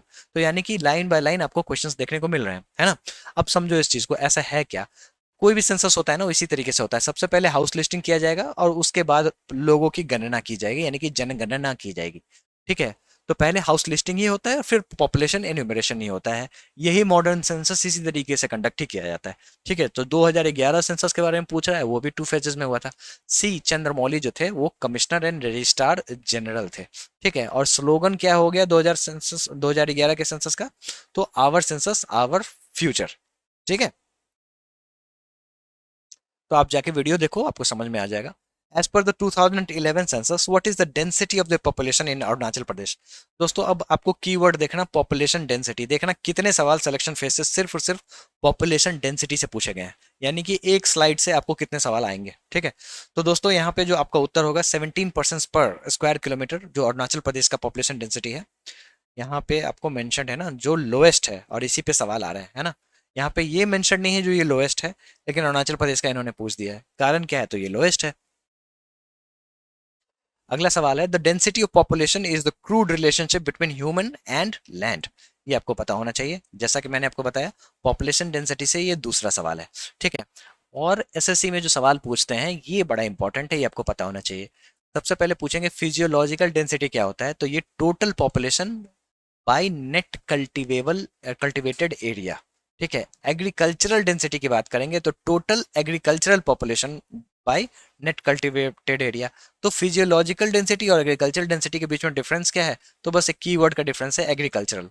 यहाँ पे फिजियोलॉजिकल में total population divided by net cultivated area, agricultural density की बात करें तो total agriculture population divided by net cultivated area. इन दोनों पे एसएससी में सवाल आ चुके हैं और ये बड़ा इंपॉर्टेंट है, तो ये आपको पता होना चाहिए, ठीक है। चलिए, what is the density of population in NCT of Delhi as per 2011 census। देखो दोस्तों ऐसा है, जो आपको लोएस्ट पूछ दिया, अब यूटी का हाईएस्ट पूछ रहे हैं, ठीक है, जो कि है 11,320। तो इसका सही उत्तर है 11,320, ठीक है। तो यानी कि 3 सवाल तो आपने देख लिए। अब चौथा देखो, which of the following is defined as the number of females per 1,000 males in India. ठीक है दोस्तों, number of females per 1,000 mails, ये जो डेफिनेशन है वो सेक्स रेशियो का है। देखो दोस्तों ऐसा है, जब भी आप सेंसस को पढ़ो तो ये डेफिनेशंस जो है ना वो आप अच्छे से कवर कर लेना, ठीक है। जैसा कि आप यहाँ पे देख सकते हैं, number of females per 1,000 mails, definition भी यहाँ पे दिया हुआ है, ठीक है। और डेफिनेशन भी पूछ देते हैं कभी कभी, ठीक है। और इंडिया में जो ओवरऑल सेक्स रेशियो है वो 943 है, ये आपको पता होना चाहिए।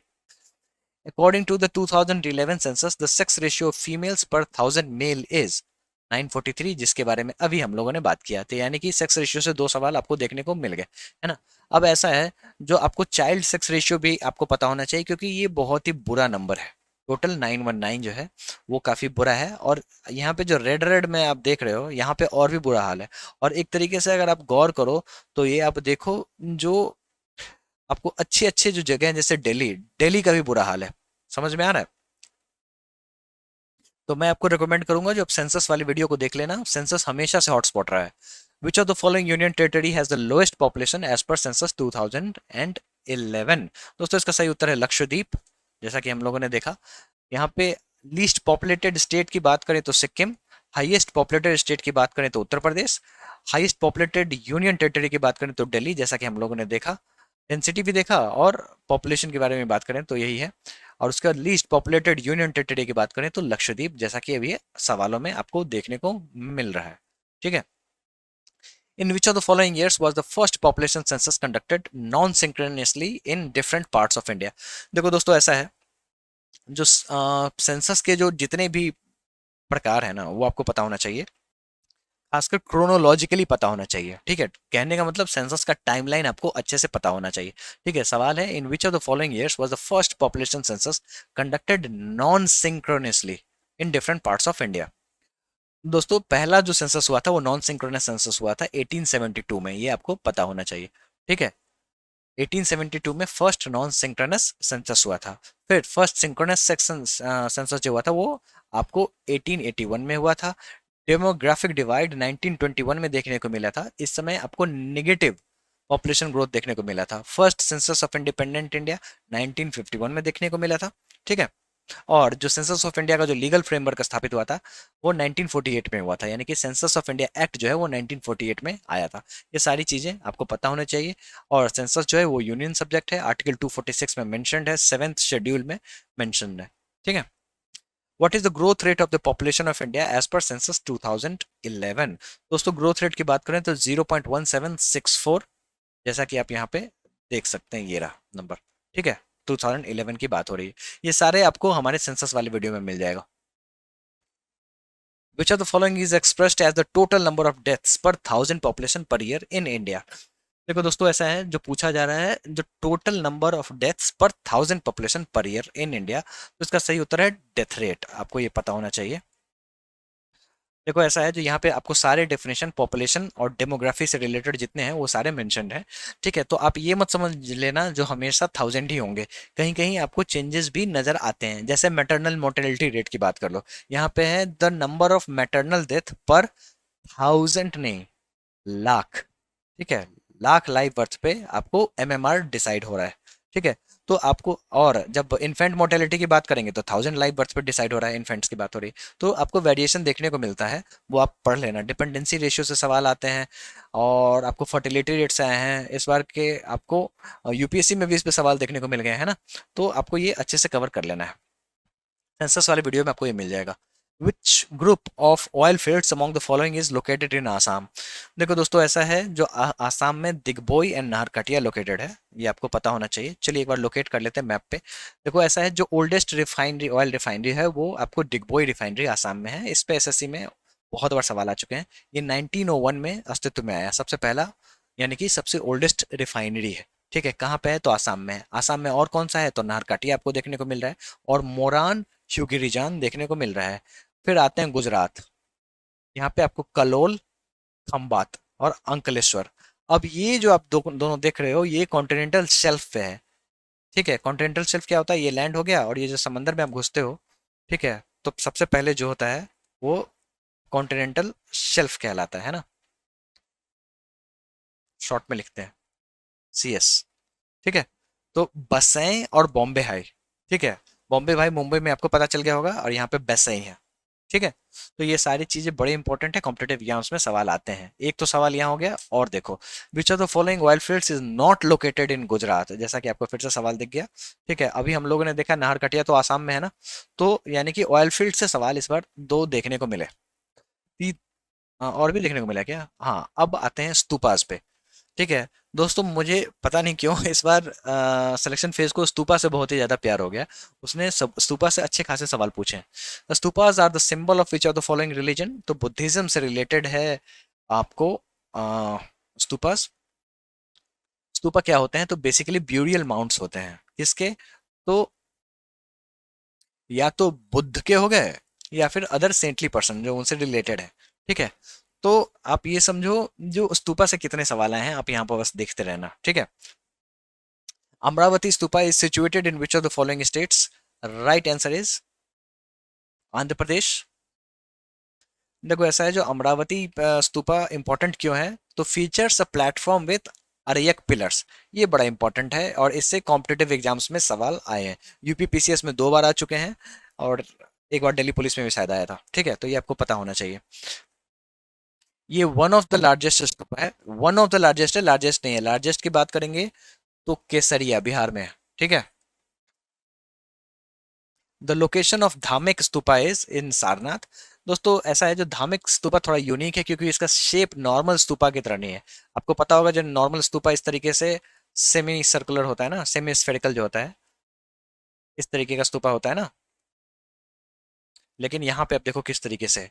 ऐसा लगता है जो कुछ हथौड़ा टाइप का है ना, जिससे एक तरीके का धमक क्रिएट होता है, और जो कि बेसिकली सारनाथ में इस तरीके से हमने याद रखा है।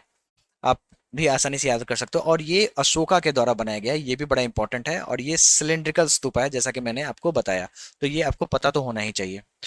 Select the incorrect statement from among the following. Sanchi stupa is situated in Madhya Pradesh, नहीं, ये तो सही है। Dhamek stupa is situated in Uttar Pradesh, बिल्कुल सही है, सारनाथ में है। फिर बावी कोंडा स्तूपा आंध्र प्रदेश, बिल्कुल सही है। पिपरावा स्तूपा इज सिचुएटेड इन सिक्किम, नहीं, ये गलत है। पिपरावा स्तूपा की बात करें तो ये सिद्धार्थ नगर उत्तर प्रदेश में है। ठीक है दोस्तों। कपिल वस्तु आपने सुना होगा नाम, है ना, जो साके किंगडम पहले हुआ करता था। ठीक है। और जो सिद्धार्थ गौतम जो थे, गौतम बुद्ध, ये अपने शुरुआती दिन यहीं पे उन्होंने बिताया था। और विलियम क्लैक्सटन पेप्पे जो है, उन्होंने इसकी खोज की थी। बरावर केव्स, अब स्तूपा हो गया तो अब केव्स पे आ जाते हैं। Barabar caves formerly famously known for depicting Ashoka's inscription is situated at, दोस्तों, गया बिहार। बिहार में आपको दो स्तूपा केव्स मिलेंगे, एक बरावर केव्स और एक नागार्जुनी केव्स। दोनों पे सवाल इस बार आए हैं। नहीं, दोनों पे नहीं आए हैं, एक पे हैं, बरावर केव्स पे है। बरावर केव्स कहाँ पे है, तो जहानाबाद डिस्ट्रिक्ट में लोकेटेड है, गया के पास। अब आते हैं अगले सवाल पे। इकोनॉमिक्स का ये सवाल है। The Suresh Tendulkar committee was formed in 2005 for poverty estimates. देखो दोस्तों, ऐसा है, जो पॉवर्टी से सवाल आते ही आते हैं, आपको ये अच्छे से कवर कर लेना है। टाइमलाइन तो बिल्कुल देख लेना है, ये आपका हॉटस्पॉट है। देखो दोस्तों, ऐसा है, जो पॉवर्टी की पहली बार बात हमारे देश में किसने की, तो दादा भाई नेहरूजी ने की। कब की बात है, तो 1901 में। इन्होंने किताब लिखी है poverty and un British rule in India. ये बहुत ही इंपॉर्टेंट किताब है, कॉम्पिटेटिव एग्जाम्स पे इस पे सवाल आते हैं। और दादा भाई नेहरूजी ने ही पहली बार आपको पॉवर्टी लाइन जो है ना, उसका आपको एग्जाम्पल दिया था, प्रपोजल दिया था। ठीक है। और poverty and un British rule in India में इन्होंने पॉवर्टी की अच्छी खासी चर्चा की है। उसके बाद इन्होंने बताया जो किस तरीके से ब्रिटिशर्स हमारे यहाँ से चीज़ों को लूट के ले जाते हैं, जो बेसिकली इकोनॉमिक ड्रेन दिखाया है इन्होंने। ठीक है। उसके बाद दो कमेटी आपको देखने को मिल जाएगी, नेशनल प्लानिंग कमेटी और बॉम्बे प्लान, जो कि पॉवर्टी पे बेसिकली बात करती है। नेशनल प्लानिंग कमेटी पे भी सवाल आता है, 1938 में आया था, सुभाष चंद्र बोस के द्वारा फॉर्म किया गया था, लेकिन इसके जो चेयरमैन जो थे वो जवाहरलाल नेहरू थे। इस पे सवाल आता है, ये आपको पता होना चाहिए। ठीक है। 1971, अब देखो दोनों को मैंने कलर ग्रे कर दिया इसीलिए क्योंकि ये कमिटी नहीं है, कमीशन नहीं है। ठीक है। बाकी के जो इंपॉर्टेंट है वो आप यहाँ पे देख लो, जो किसी व्यक्ति के नाम पे जो है, जो सवाल ज्यादा बनाते हैं। ठीक है। बॉम्बे प्लान के बारे में बता दें, इंडियन इंडस्ट्रियलिस्ट के द्वारा सजेस्ट किया गया था। हमारे यहाँ जो प्लानिंग कमीशन आया था ना, उससे पहले इंडियन इंडस्ट्रियलिस्ट लोग जो थे, वो लोग बॉम्बे प्लान लेके आए थे। ठीक है। ताकि इकोनॉमिक डेवलपमेंट को प्रमोट किया जाए। पोस्ट इंडिपेंडेंस हमारा इकोनॉमिक सिनेरियो कैसा होगा, हमारा फ्रेमवर्क कैसा होगा, वो बॉम्बे प्लान में अच्छे से डिस्कस्ड है। ठीक है। अब वी.एम. दांडेकर और एन रथ, ये भी इंपॉर्टेंट है। ये पहला सिस्टमेटिक असेसमेंट किए थे पॉवर्टी का हमारे यहाँ। ऐसे ही सवाल आ जाएगा आपको, first systematic assessment of poverty in India by वी.एम. दांडेकर एंड रथ। ये आपको पता होना चाहिए। ठीक है। इन्होंने एनएसएसओ का डेटा लिया था, नेशनल सैंपल सर्वे का डेटा लिया था। अलग कमिटी किससे एसोसिएटेड है, तो ये भी पॉवर्टी से एसोसिएटेड है। इन्होंने न्यूट्रिशनल रिक्वायरमेंट और कंजम्पशन एक्सपेंडिचर को देख के पॉवर्टी बनाया, लाइन डिसाइड किया था। फिर अब सबसे इंपॉर्टेंट, लकड़ा वाला कमेटी, सुरेश तेंदुलकर कमेटी, ये दोनों नाम इतने इंपॉर्टेंट हैं जिसे मैं हॉटस्पॉट कंसिडर करता हूँ। इससे बहुत ही ज़्यादा सवाल पूछे जाते हैं। ठीक है। अब लकड़ा वाला कमेटी ने क्या किया था, जो इन्होंने बास्केट ऑफ गुड्स और सर्विसेज का इस्तेमाल किया था, ताकि consumer price index industrial workers और consumer price index agriculture labours के बेसिस पे पॉवर्टी की चर्चा की जाए। ठीक है। और इसके कारण इनकी बहुत ज़्यादा बदनामी भी हुई थी, बहुत क्रिटिक्स इसके निकल के आए थे। इन्होंने मिनिमम कैलोरी इनटेक नॉर्म भी सेटअप किया था, और इसी को सुधार करने के लिए आपको सुरेश तेंदुलकर कमेटी बनाई गई थी। ठीक है। तो दोनों पे बहुत ही ज़्यादा सवाल आते हैं। और फिर लास्ट में जो लेटेस्ट पॉवर्टी एस्टिमेशन के लिए बना था, वो था सी रंगाराजन कमेटी। अब याद कैसे करोगे, तो ऐसा है, जो दादा भाई ने लकड़ी के अलग डंडे से तेंदुलकर को रंग दिया। दादा भाई नेहरूजी, लकड़ा वाला कमेटी, अलग committee, Dandekar and Rath, Tendulkar committee और सी रंगाराजन। ठीक है। तो ये सारे आपको याद कर लेने हैं। सशस्त्र सीमा बल इज, अब हमने पॉवर्टी देख लिया, अब देखते हैं हमारे इंडिया के आसपास के रीजन और इंडिया के जो बाउंड्रीज हैं, उससे सवाल कितने आए हैं। ठीक है। Sashastra Seema Bal is the led intelligence, led नहीं, lead, Sashastra Seema Bal is the lead intelligence unit for the dash and Bhutan borders and coordinating agency for national security activities. देखो दोस्तों, ऐसा है, जो सशस्त्र सीमा बल जो है ना, वो आपको दो जगह तैनात है, एक तो नेपाल में तैनात है और एक भूटान है। दोनों ओपन बॉर्डर है। ठीक है। और दोनों फ्रेंडली है। अब इसको यहाँ पे समझते हैं। बॉर्डर की बात कर लेते हैं। बांग्लादेश का जो बॉर्डर है वो बीएसएफ के द्वारा देखा जाता है, पाकिस्तान का बॉर्डर जो है बीएसएफ के द्वारा देखा जाता है ना। तो ये दो बॉर्डर हो गए। चाइना का जो बॉर्डर है वो आईटीबीपी के द्वारा देखा जाता है, इंडो टिबेटन बॉर्डर पुलिस। ठीक है। आईटीबीपी अफगानिस्तान का भी बॉर्डर देखता है, बहुत ही छोटा बॉर्डर हमारे यहाँ लगता है यहाँ पे। जैसा कि आप यहाँ पे देख सकते हैं। बॉर्डर के लेंथ भी आपको पता होना चाहिए, ये बहुत ही इंपॉर्टेंट है। ठीक है, सशस्त्र सीमा बल नेपाल और भूटान। म्यांमार का बॉर्डर कौन देखता है, तो आसाम राइफल्स देखता है। ठीक है, तो ये आपको पता होना चाहिए। जो इंडियन आर्म फोर्सेस, जो ये बेसिकली पैरामिलिट्री फोर्स है, जिनकी तैनाती इन बॉर्डर्स पे होती है। फर्स्ट लाइन ऑफ डिफेंस यही है। ठीक है, अब बॉर्डर की बात कर लेते हैं, बॉर्डर लाइन की बात कर लेते हैं। सबसे बड़ा बॉर्डर लेंथ किसका है, तो बांग्लादेश का है। ठीक है दोस्तों, दिखने में लगता है पाकिस्तान का होगा, लेकिन है बांग्लादेश, क्योंकि आप समझो ये जो बांग्लादेश का मैप है, अगर इसको अगर हम लोग अनफोल्ड करेंगे तो ये बड़ा हो जाएगा इससे। ठीक है, तो ये आपको पता होना चाहिए। और सेकंड कौन सा है, अगर ये भी सवाल आ जाए तो फिर आपको ये कंसिडर करना है चाइना, क्योंकि ये ऑफिशियल डेटा है दोस्तों। ठीक है, ये मैंने ऑफिशियल डेटा लिया है। तो आपको पता होना चाहिए जो सेकंड बॉर्डर जो है वो सबसे बड़ा चाइना का है। सवालों में अगर आ जाएंगे तो दिमाग में रखना है। तीसरा पाकिस्तान है। सबसे छोटा बॉर्डर किससे लगता है, तो अफगानिस्तान से लगता है, ये भी आपको पता होना चाहिए। ठीक है, अब बॉर्डर लाइन की बात कर लेते हैं। बांग्लादेश के साथ जो बॉर्डर बनता है वो red Cliff, sir red Cliff थे, उन्होंने डिसाइड किया था। ठीक है, बेसिकली बांग्लादेश जो था पहले ईस्ट पाकिस्तान के नाम से जाना जाता था। तो फिर हमें जो बॉर्डर डिसाइड करना था, जो कौन सा बॉर्डर डिसाइड करना है, तो फिर रेड क्लिफ जी को ये जिम्मेदारी दी गई। तो पाकिस्तान का बॉर्डर और बांग्लादेश का बॉर्डर दोनों आपको रेड क्लिफ दिख जाएगा। क्यों, क्योंकि पहले बांग्लादेश ईस्ट पाकिस्तान के नाम से जाना जाता था। 1971 में वो जाके बांग्लादेश बना है ना। पहले तो वो पाकिस्तान था, तो पाकिस्तान की जिम्मेदारी रेड क्लिफ को दी गई थी। चाइना की बात करें तो मैकमोहन लाइन। दोस्तों चाइना का जो बॉर्डर की बात करें ना, तो आपको मैकमोहन लाइन टोटल नहीं है, वो आपको एलएसी जो है, जो मेजर करते हैं, वो टोटल आपको मैकमोहन लाइन नहीं है। सिर्फ आपको अरुणाचल प्रदेश वाला जो साइड है ना, वही मैकमोहन लाइन है। ठीक है, तो ये आपको पता होना चाहिए। अफगानिस्तान का जो बॉर्डर है वो डूरंड लाइन कहलाता है। तो ये सारी चीजें आपको पता होनी चाहिए। चलिए, McMahon line is the boundary line between India and China, जैसा कि अभी हम लोगों ने देखा। ये सारे सवाल आपको सिलेक्शन फेज में आए हुए हैं। तो आपको यहाँ पे दो सवाल दिख गए ना।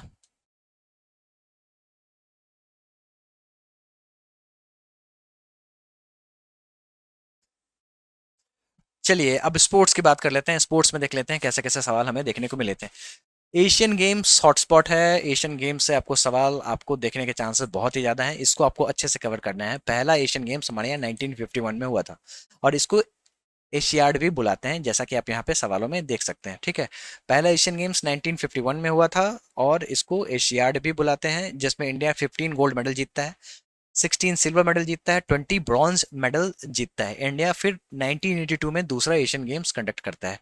पहला जो एशियन गेम्स था वो न्यू दिल्ली में आया तो हुआ था। ये इन सभी पे एसएससी में सवाल आ चुके हैं। 11 कंट्रीज ने पार्टिसिपेट किया था। ये जो आपको छल्ले दिख रहे हैं वो 11 कंट्रीज को डिनोट करते हैं। ये सारी चीजें आपको पता होना चाहिए। दोस्तों यहाँ पे विश्वनाथन आनंद वगैरह जो आप देख रहे हो, बेसिकली मैंने ये अपने कोर्स के से उठाया है ये सारी चीजें, इसीलिए आपको यहाँ पे दिख रहा है। In which of the following sports games is the term bull's eye associated. Bull's eye आपको पता चल गया होगा, जो ये शूटिंग से रिलेटेड है, इस तरीके का होता है। यहाँ पे आपको निशाना लगाना है, और इससे जितना डेविएट होगा उतने आपके पॉइंट्स कटेंगे। The term bishop is associated with which game, the right answer is chess. देखो ऐसा है, जो चेस से कौन कौन से टर्म्स इन हैं रिलेटेड, तो टोटल 6 पीसेज आपको देखने को मिलेंगे। King, queen, rooks, bishops, knights and pawns, जैसा कि आप यहाँ पे इमेज में देख सकते हैं। ठीक है, in which of the following sports games is the term checkmate used. ये भी आपको चेस से रिलेटेड है, यानी कि चेक से दो सवाल, चेस से दो सवाल देखने को मिल गए, खासकर टर्मिनोलॉजी। चेकमेट क्या होता है, when the king is in a position to be captured and can not escape. तो बेसिकली चेकमेट जो होता है, आपको किंग को चारों तरफ से घेर लेना है, अब आप कहाँ जाओगे। ठीक है, तो शह और मात जो कहते हैं ना, वही है। Libero special player plays which are the following sports. दोस्तों ये वॉलीबॉल का खिलाड़ी होता है लिबेरो। एक अलग सा ड्रेस पहनता है, बीच में खड़ा रहता है। Which of the following league is related to the game of football. दोस्तों जैसा कि आप यहाँ पे ऑप्शन देख सकते हैं, दो ऑप्शन देख के ही आप अंदाजा लगा लोगे, जो बात हो रही है इंडियन सुपर लीग की, क्योंकि बाकी के जो नाम है ना, वो इसी नाम को डिनोट करते हैं। Indian supra league, super Indian league, Indian soft league नहीं, इंडियन सुपर लीग। ठीक है, gloves are not use in which of the following sports. किस स्पोर्ट्स में ग्लव्स का इस्तेमाल नहीं होता है। ठीक है दोस्तों, तो ये जो सवाल है, बास्केटबॉल जो है उसमें ग्लव्स का इस्तेमाल नहीं होता है। हॉकी में गोलकी पहनता है, फुटबॉल में गोलकी पहनता है, क्रिकेट में तो बैट्समैन पहनता ही पहनता है, कीपर पहनता ही पहनता है। What is the weight of the shot put for the men's category. Men's category में वेट बताना है, देखो ऐसा है, तो ये मैं इसको टफ सवाल कंसिडर करता हूँ। तो इसका सही उत्तर है 16 पाउंड्स। पहले आप ये समझो, उसके बाद डिस्कस करते हैं। टफ मैं इसलिए बता रहा हूँ, सबसे पहले समझो CHSL में भी इससे सवाल आए हुए हैं। अभी इस बार के CHSL में इस मतलब पेज से सवाल आए हैं, मतलब इस टॉपिक से सवाल आए हैं, थ्रोइंग इवेंट से सवाल आए हैं। आई थिंक महिलाओं के डिस्कस थ्रो का वेट पूछा गया है इस बार CHSL में आज के सवालों में। हालांकि मैं यहाँ पे जो बात कर रहा हूँ वो समझो, ऐसा है जो शॉर्ट पुट में जो वेट पूछा जा रहा है, जो मेंस का जो यहाँ पे वेट है वो 7.26 है। अगर आपको केजी से पाउंड में कन्वर्ट करना नहीं आता है तो फिर आप यहाँ पे अंदाजा कैसे लगा पाओगे? और बाकी के जो ऑप्शन है वो भी काफी क्लोज है। ठीक है, तो पढ़ा है हमने केजी में और यहाँ पे पाउंड्स में आ रहा है, तो फिर हमने केजी में क्यों पढ़ा है? क्योंकि ओलंपिक में भी केजी में ही दिया हुआ है ना। ओलंपिक्स का अगर डेटा देखेंगे खोल के तो ये केजी में ही दिया हुआ है, दैट्स वाई हमने केजी में पढ़ा है। दोस्तों यहाँ पे जो आपको चारों दिख रहे हैं ना, ये मैं इसको हॉटस्पॉट कंसिडर करता हूँ, इस पे सवाल बहुत ही ज्यादा पूछे जाते हैं। अभी CHSL में भी देखने को मिला है, सिलेक्शन फेज में भी देखने को मिला है ना। जो आपको ये थ्रोइंग इवेंट्स हैं in athletics at the Olympics, discus, hammer throw, javelin and shot put. अब इसमें डिस्टेंस और वेट बहुत ही ज्यादा मैटर करता है। ठीक है, तो ये जो सारी चीजें लास्ट में जो दिख रही हैं वो सारी इंपॉर्टेंट है। Who founded the international Olympic committee, किसने इसको फाउंड किया था? दोस्तों जब ओलंपिक की बात आएगी तो एक व्यक्ति का नाम जरूर आएगा, बैरोन पियरे डे कॉर्बेटिन। ठीक है, इसको हम लोग मिस नहीं कर सकते हैं। मॉडर्न ओलंपिक्स की बात करेंगे तो इसी फ्रेंच नोबेल मैन ने इसको रिवाइव किया, बैरोन पियर डे कॉर्बेटिन। ठीक है, इन्होंने ही आपको इंटरनेशनल ओलंपिक कमेटी की स्थापना की थी। ठीक है, in which sport is a shuttle cock used? ये आसान सवाल है, ये बैडमिंटन में यूज होता है। ये जो जिसे जिसे खेलते हैं, जो पंख लगा हुआ होता है उसी को शटल कॉक कहते हैं। ठीक है, इस तरीके का शेप का दिखेगा आपको। ठीक है, टर्मिनोलॉजीज की बात करें तो shuttle cock, fail, smash, love, deuce, black black card, ये सारे आपको बैडमिंटन से रिलेटेड है। How many players from one team can play in a kabaddi match at a time? 7 खिलाड़ी खेल सकते हैं। ठीक है, कबड्डी में आप यहाँ पे देख सकते हैं 1 2 3 4 5 6 7, 7 खिलाड़ी खेल सकते हैं। ठीक है, और दोस्तों कबड्डी जो है वो आपको बांग्लादेश का नेशनल स्पोर्ट्स है। ये भी बड़ा इंपॉर्टेंट है, इसका अलग इंपॉर्टेंट नाम है हुतुतु, हाडुडू, छेंगडुडू। ठीक है, तो ये सारे नाम जो हैं वो कबड्डी के ही हैं। और आपको एशियन गेम्स में ये मेडल इवेंट बना था 1990 में। ये भी सवालों में पूछे जाते हैं, तो आपको ये पता होना चाहिए। ठीक है, the 2024 Olympic games will be hosted by, 2024 का ओलंपिक गेम्स किसके द्वारा होस्ट किया जाएगा? विल बी यानी कि ये पहले क्वेश्चन सेट हो गया होगा, तो राइट आंसर इज पेरिस, है ना। दोस्तों जो इस तरीके के इवेंट होते हैं ना जो अभी हो रहे हैं, तो वो आने वाले समय में भी पूछे जाते हैं। जैसे आपको पेरिस में तो अभी 2024 में हो रहे हैं। ठीक है, लॉस एंजलिस में जो है वो 2028 में होगा। ये भी बड़ा इंपॉर्टेंट है, ये आपको पता होना चाहिए। ठीक है, अब बात कर लेते हैं विंटर ओलंपिक्स का। तो स्विट्जरलैंड में होगा, आपको 1928 में हुआ था, शुरुआत इसकी 1928 में हुई थी। ठीक है, और 2026 में ये इटली में होने जा रहा है। विंटर ओलंपिक्स की बात कर रहे हैं। ठीक है, तो ये आपको पता होना चाहिए। अब यहाँ जो आपको बोल्ड में दिख रहा है, ये बेसिकली एक तरीके का डिमार्केटिंग लाइन है। जो चाइना का बीजिंग ही एक ऐसी जगह है जहाँ पे समर ओलंपिक्स और विंटर ओलंपिक्स दोनों हो चुके हैं। ठीक है, बाकी कोई और चीजें नहीं देखने को मिली थी, इसलिए मैंने इसको यहाँ पे हाईलाइट कर रखा है ताकि टेबल में बता सकूं बच्चों को। जो एक ऐसा चाइना ही है जहाँ पे समर ओलंपिक्स और विंटर ओलंपिक्स दोनों हो चुके हैं। The first South Asian games was were hosted in Kathmandu, ये आपको पता होना चाहिए। 1985 नहीं 84 में हुआ था ये। ठीक है, doctor BC Roy trophy is an Indian football tournament for. अब ये कॉम्पिटेटिव एग्जाम्स में सवाल तो आ गया जिसका सही उत्तर है अंडर 19 प्लेयर्स। हालांकि करंट अफेयर्स को कंसिडर करें तो अब ये अंडर 19 का नहीं रह गया है, अब ये अंडर 15 का हो गया है। यहाँ पे ऑप्शंस नहीं है। ठीक है, अगर ऑप्शन रहता तो अंडर 15 अगर आप लगा के आ जाते तो वो डिस्प्यूटेड क्वेश्चंस के कैटेगरी में आता और सही भी हो सकता था। ठीक है, कब से बात हो रही है? ये तो 2023-24। तो ये करंट अफेयर्स है, सवाल जो पूछा गया है वो पिछले बार को दिमाग में रख के पूछा गया है। With which sport is the Burdwan trophy associated? Weight lifting से ये एसोसिएटेड है। दोस्तों ट्रॉफी आपको रटना पड़ेगा, कोई उपाय नहीं है। ठीक है, लेकिन कुछ इंपॉर्टेंट वाले हैं जो छोटे से लिस्ट हैं, ये अगर आप देख लेते हो तो फिर आपका काम बन जाएगा। ठीक है, और क्रिकेट का अलग से, क्रिकेट को भी आपको देखना है, अलग से देखना है। यहाँ पे आप देख सकते हो बर्दवान ट्रॉफी मेंशन्ड है वेट लिफ्टिंग के लिए। Where was the first cement plant located in India in the year 1904? पहला सीमेंट प्लांट चेन्नई में लगा था दोस्तों। The first train steamed off from Mumbai to dash Thane, सबको पता है कितनी दूरी को तय किया था, कहाँ गया था, ये सारी चीजें आपको पता होनी चाहिए। देखो 1853 में की बात है, फर्स्ट पैसेंजर ट्रेन जो चला था मुंबई से थाने के बीच में 34 किलोमीटर का डिस्टेंस कवर किया गया था, 14 कोचेज लगाए गए थे और 400 पैसेंजर्स थे। ये सारे इंपॉर्टेंट हैं, सवाल घुमा के आते हैं तो आपको ये पता होना चाहिए। In the context of British rule in India, who among the following became the first governor general after the post of governor was elevated to the governor general of Bengal? तो बेसिकली पूछा जा रहा है जो गवर्नर जनरल जो है वो आपको कौन पहला बना, यही ना, जो पहले गवर्नर जनरल ऑफ बंगाल था उसके बाद गवर्नर जनरल कौन बना? तो दोस्तों इसका सही उत्तर है हेस्टिंग्स, वारेन हेस्टिंग्स। अब जब ऐसे इंफॉर्मेशन पढ़ रहे हो ना, जो फर्स्ट इन इंडिया और जब गवर्नेंस की बात होगी तो आपको टाइमलाइन कंसिडर करना ही करना है, टाइमलाइन बहुत ही इंपॉर्टेंट है। ठीक है दोस्तों, अब यहाँ पे सवाल देखो, first governor general of Bengal Warren Hastings, ठीक है, elevated to the position of governor general of Bengal, consolidating power in British India. अब यहाँ पे लाइन को मिलाओ, कहाँ गया? In the context of British rule in India, who among the following became the first Governor General after the position of Governor was elevated to the Governor General of Bengal? तो पूरी की पूरी जो line है ना, ये यहाँ आपको देखने को मिल जाएगी।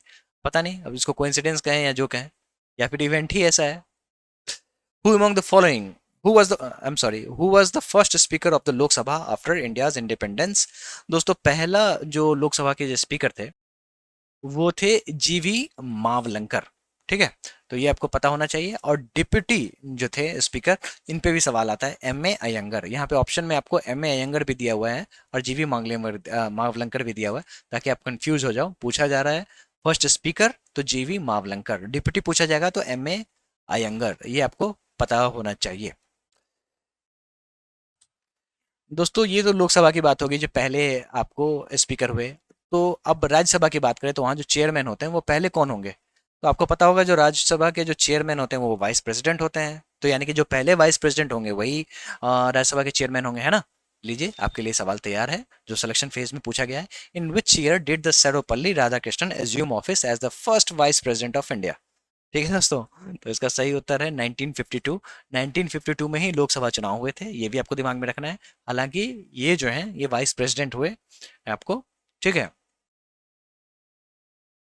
देखो दोस्तों ऐसा है, जो हमें आज़ादी मिली 1947 में, तो आपको 1947 से लेके 1955 मान लो या फिर 1953 तक के जितने भी पोजीशन जो नए नए बने और जो पहली बार बैठे, वो आपको पता ही होने चाहिए, क्योंककि इसमें आपको चेंजेस देखने को मिल जाएंगे। अब ऐसा नहीं है जो आज़ादी हुई तो सभी लोग जो पोजीशन बट गया, या फिर हम लोग जब 1950 आया, ठीक है, जब हम लोग रिपब्लिक हुए तो पोजीशन बढ़ गया, ऐसा कुछ नहीं है।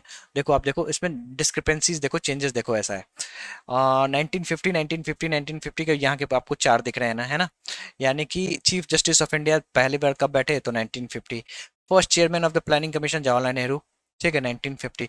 फर्स्ट चीफ इलेक्शन कमिश्नर 1950, है ना। और इनके ऊपर में जिम्मेदारी दी गई थी पहला लोकसभा कंडक्ट कराने के लिए, और इन्होंने 1952 में कंडक्ट कराया। फर्स्ट प्रेसिडेंट की बात करें तो 1950, लेकिन फर्स्ट स्पीकर ऑफ लोकसभा तो चुनाव के बाद ही आएंगे ना, तो 1952, है ना। First vice president of India 1952। First chief justice of India तो हम लोगों ने ऑलरेडी देख ही लिया है ना। अब एक चीज देखो, सीएजी की बात करते हैं, कहाँ गया सीएजी, कहाँ है? First computer controller and auditor general of India की बात करें तो 1948 वी नरहरि राव, है ना। तो ये 1948 में ही सीएजी का फॉर्मेशन हो गया था। तो ये सारी चीज़ें इंपॉर्टेंट हैं, ये आपको पता होनी चाहिए, एक पूरा का पूरा टाइम लाइन भी पता होना चाहिए। First governor of reserve bank of India या फिर रिजर्व बैंक ऑफ इंडिया कब अस्तित्व में आया तो 1935। ये एसएससी का फेवरेट है, ये सवाल आता है। तो ये जो है ये मैं इसको गवर्नेंस का हॉटस्पॉट मानता हूँ, ये आपको पता ही होना चाहिए। ठीक है, तो ये सारी चीजें। और रिजर्व बैंक ऑफ इंडिया कौन से कमीशन के थ्रू आया था? तो ये केबीसी में पूछा हुआ सवाल है, हिल्टन यंग कमीशन, और ये 1 करोड़ का सवाल था। ठीक है, चलिए, which is the oldest and the most widest industry in India? दोस्तों इसका सही उत्तर है टेक्सटाइल। दोस्तों जब भी हमारे यहाँ इंडस्ट्री लगे ना, वो आपको हमेशा टाइमलाइन में पढ़ना है, क्योंकि तब आपको बढ़िया से दिमाग में वो बैठा रहेगा क्रोनोलॉजिकली। ठीक है, 8 कोर इंडस्ट्रीज आपको पता होनी चाहिए और उसके बाद आपको टाइमलाइन पता होना चाहिए। पहला कॉटन टेक्सटाइल इंडस्ट्री जो है 1854 में आपको देखने को मिलता है, first mill established in Mumbai. उसके बाद शुगर इंडस्ट्री आता है, जूट इंडस्ट्री आता है, आयरन एंड स्टील इंडस्ट्री आता है, एल्यूमिनियम आता है। इसी तरीके से आपको चेंजेस देखने को मिलेंगे। अब यहाँ पे क्या है ना, तो टेक्सटाइल की बात करें तो टेक्सटाइल में जो जो डेवलपमेंट्स हैं वो शुरुआती दौर में वो आपको पता होना चाहिए। पहली बार जो इंडस्ट्री लगा 1954 में, जूट इंडस्ट्री ठीक एक साल बाद 1955 में रिसरा वेस्ट बंगाल में कोलकाता में आपको देखने को मिलता है। फिर आयरन एंड स्टील इंडस्ट्री की बात करें तो 1907 में टाटा टिस्को सवाल आते हैं, ये आपको पता होना चाहिए। और पहला आयरन एंड स्टील इंडस्ट्री जो अगर सवाल आ गया तो फिर 1870 ये आपको पता होना चाहिए। ठीक है, उसके बाद जो हमारा जो देश आज़ाद हुआ तो जवाहरलाल नेहरू ने कहा था चलो हमें इंडस्ट्रीज लगाने हैं, बहुत सारे इंडस्ट्रीज लगाने हैं। तो फिर हम खुद के लिए उतना सक्षम नहीं थे क्योंकि हमारे पास उतनी टेक्नोलॉजीज नहीं थी। तो फिर हमने टेक्नोलॉजीज जो हमारे जो फ्रेंडली कंट्रीज थे उनके, जो हमारे फ्रेंड्स थे, फ्रेंडली कंट्रीज ही कह लो आप, ठीक है, उनका हेल्प लिया है। जैसे राउरकेला स्टील प्लांट की बात करें तो आरजी राहुल गांधी यानी कि जर्मनी। ठीक है, फिर दुर्गापुर ब्रिटिश, BRDR इस तरीके से याद कर रखा है हमने। भिलाई जो सोवियत यूनियन के द्वारा हेल्प करके लगाया गया था, भिलाई स्टील प्लांट। और बोकारो ये भी सोवियत यूनियन के द्वारा लगाया गया था। और आपको इसके ईयर्स भी मालूम होने चाहिए। A primitive form of cultivation called Bewar is practiced in which state? देखो दोस्तों ऐसा है, जो हमारे यहाँ कल्टीवेशन की बात करें ना, तो नॉर्थ ईस्ट में होता है एक कल्टीवेशन जिसका नाम है झूम। ठीक है, बेसिकली ये स्लैश एंड बर्न कल्टीवेशन होता है। कहने का मतलब होता है जो एक जंगल का एरिया है उसको आपको साफ कर लेना है और यहाँ पे उस पर खेती करनी है। ठीक है, और फिर अंत में इसको जला देना है। जब आपको आपने इसे फसल निकाल लिया तो फिर बाकी के जो रेसिड्यू हैं जिसे आपको जला देना है। जो अपने आप में एक चैलेंज तो है, लेकिन ये ट्रेडिशनल है और ये प्रैक्टिस किया जाता है। तो आपको झूम कल्टीवेशन से सबसे ज़्यादा सवाल आते हैं जो कि नॉर्थ ईस्ट में देखने को मिलते हैं। इसके अलावा भी आपको ये अलग अलग जगह पे प्रैक्टिस किया जाता है। ठीक है, तो ये आपको टेबुलर फॉर्म में डेटा याद होना ही चाहिए, सवालों में दिखता है। जैसे बेवार मध्य प्रदेश का है। ठीक है, बाकी ये क्या है वो देख लेते हैं। देखो ऐसा है, जो आपको इंटरनेशनली इस चीज़ों को स्लैश एंड बर्न एग्रीकल्चर के ऊपर में जो सवाल आते हैं, जो नाम है इंटरनेशनली भी पूछे जाते हैं और हमारी कंट्री से भी पूछे जाते हैं। अभी आपने देख लिया जो मध्य प्रदेश में बेवार और दहिया बुलाते हैं ना, आंध्र प्रदेश में इसको पोडू और पेंदा बुलाते हैं, उड़ीसा में इसको पामा दाबी कोमन और ब्रिंगा बुलाते हैं, वेस्टर्न घाट में इसे कुमारी बुलाते हैं। बहुत इंपॉर्टेंट है, ये आपको पता होना चाहिए। साउथ ईस्टर्न राजस्थान में इसे वालरे और वॉल्टेर बुलाते हैं, हिमालयन बेल्ट में इसे खील बुलाते हैं, झारखंड में इसे कुरुवा बुलाते हैं। ठीक है, और नॉर्थ ईस्टर्न रीजन में इसे झूमिंग बुलाते हैं, जैसा कि हम लोगों ने देखा। सबसे ज्यादा झूमिंग पे सवाल बनता है, ये हॉटस्पॉट हो गया। ठीक है, और इंटरनेशनली सबसे ज्यादा इंपॉर्टेंट है मेक्सिको, जिसको मिल्पा बुलाते हैं। वेनेजुला में इसको कोनुको बोलते हैं, ब्राजील में रोका बोलते हैं, इंडोनेशिया में, हाँ इंडोनेशिया भी बड़ा इंपॉर्टेंट है, इसमें लदांग बोलते हैं, वियतनाम में रे बोलते हैं, इंडिया में तो इतने नाम हैं ही, आपने देख लिया। ठीक है, और सेंट्रल अफ्रीका में इसे मसोल बुलाते हैं। तो ये सारे आपको पता होने चाहिए। ठीक है, in which state is the Sambhar salt lake located? Sambhar salt lake कहाँ पे है? तो सांबर सॉल्ट लेक आपको राजस्थान में है। क्यों ये सवाल बन के आ गया, किस लिए आया? क्योंकि जितने भी सुपरलेटिव्स है ना, वो आपको पता होना चाहिए। ये हॉटस्पॉट है। क्या है हॉटस्पॉट वो देखते हैं। देखो ऐसा है, देखो जितने भी सुपरलेटिव्स हैं उस पर सवाल बनते हैं। सांबर लेक कहाँ पे है? तो India largest inland salt water lake है, यानी कि ये इनलैंड सॉल्ट वाटर लेक सबसे बड़ा है। ठीक है, ये आपको पता होना चाहिए। फिर लार्जेस्ट फ्रेश वाटर लेक की बात करें तो वुलर लेक है। ठीक है, जो कि टेक्टोनिक एक्टिविटी से बना है। ठीक है, जिस और डल लेक को श्रीनगर का ज्वेल भी बुलाते हैं।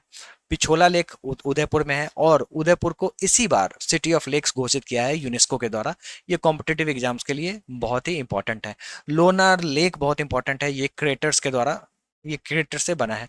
गोविंद सागर लेक जो है ये डीपेस्ट लेक है, ये आपको पता होना चाहिए। अगला सवाल है, in which of the following states of India is the largest salt water lake the Chilika lake located? जैसा कि मैंने आपको बताया, सुपरलेटिव्स आपको पता होने चाहिए। तो एक सुपरलेटिव्स आपने देख लिया, लार्जेस्ट इनलैंड।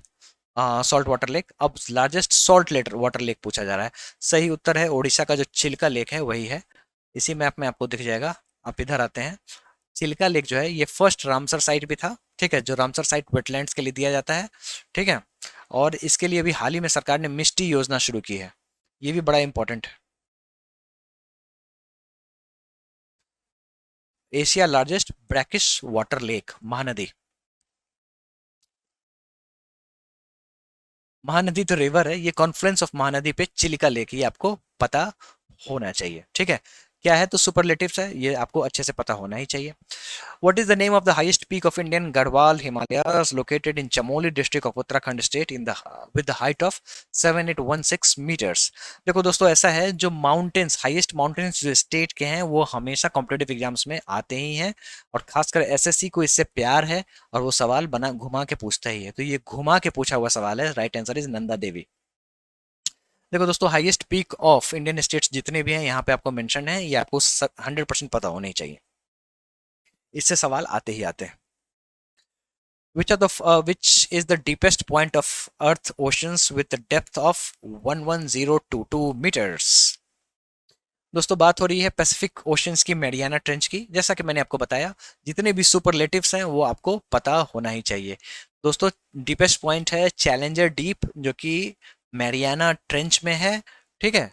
जिसकी हाइट की बात करें, डेप्थ की बात करें तो 10,994 मीटर्स। कभी भी आपको फीट में भी सवाल आ सकता है, जैसा कि हमने देखा केजी में पढ़ के गए थे और पाउंड में पूछ दिया तो उसको दिमाग में रखते हुए 36,070 फीट ये आपको दिमाग में रखना है।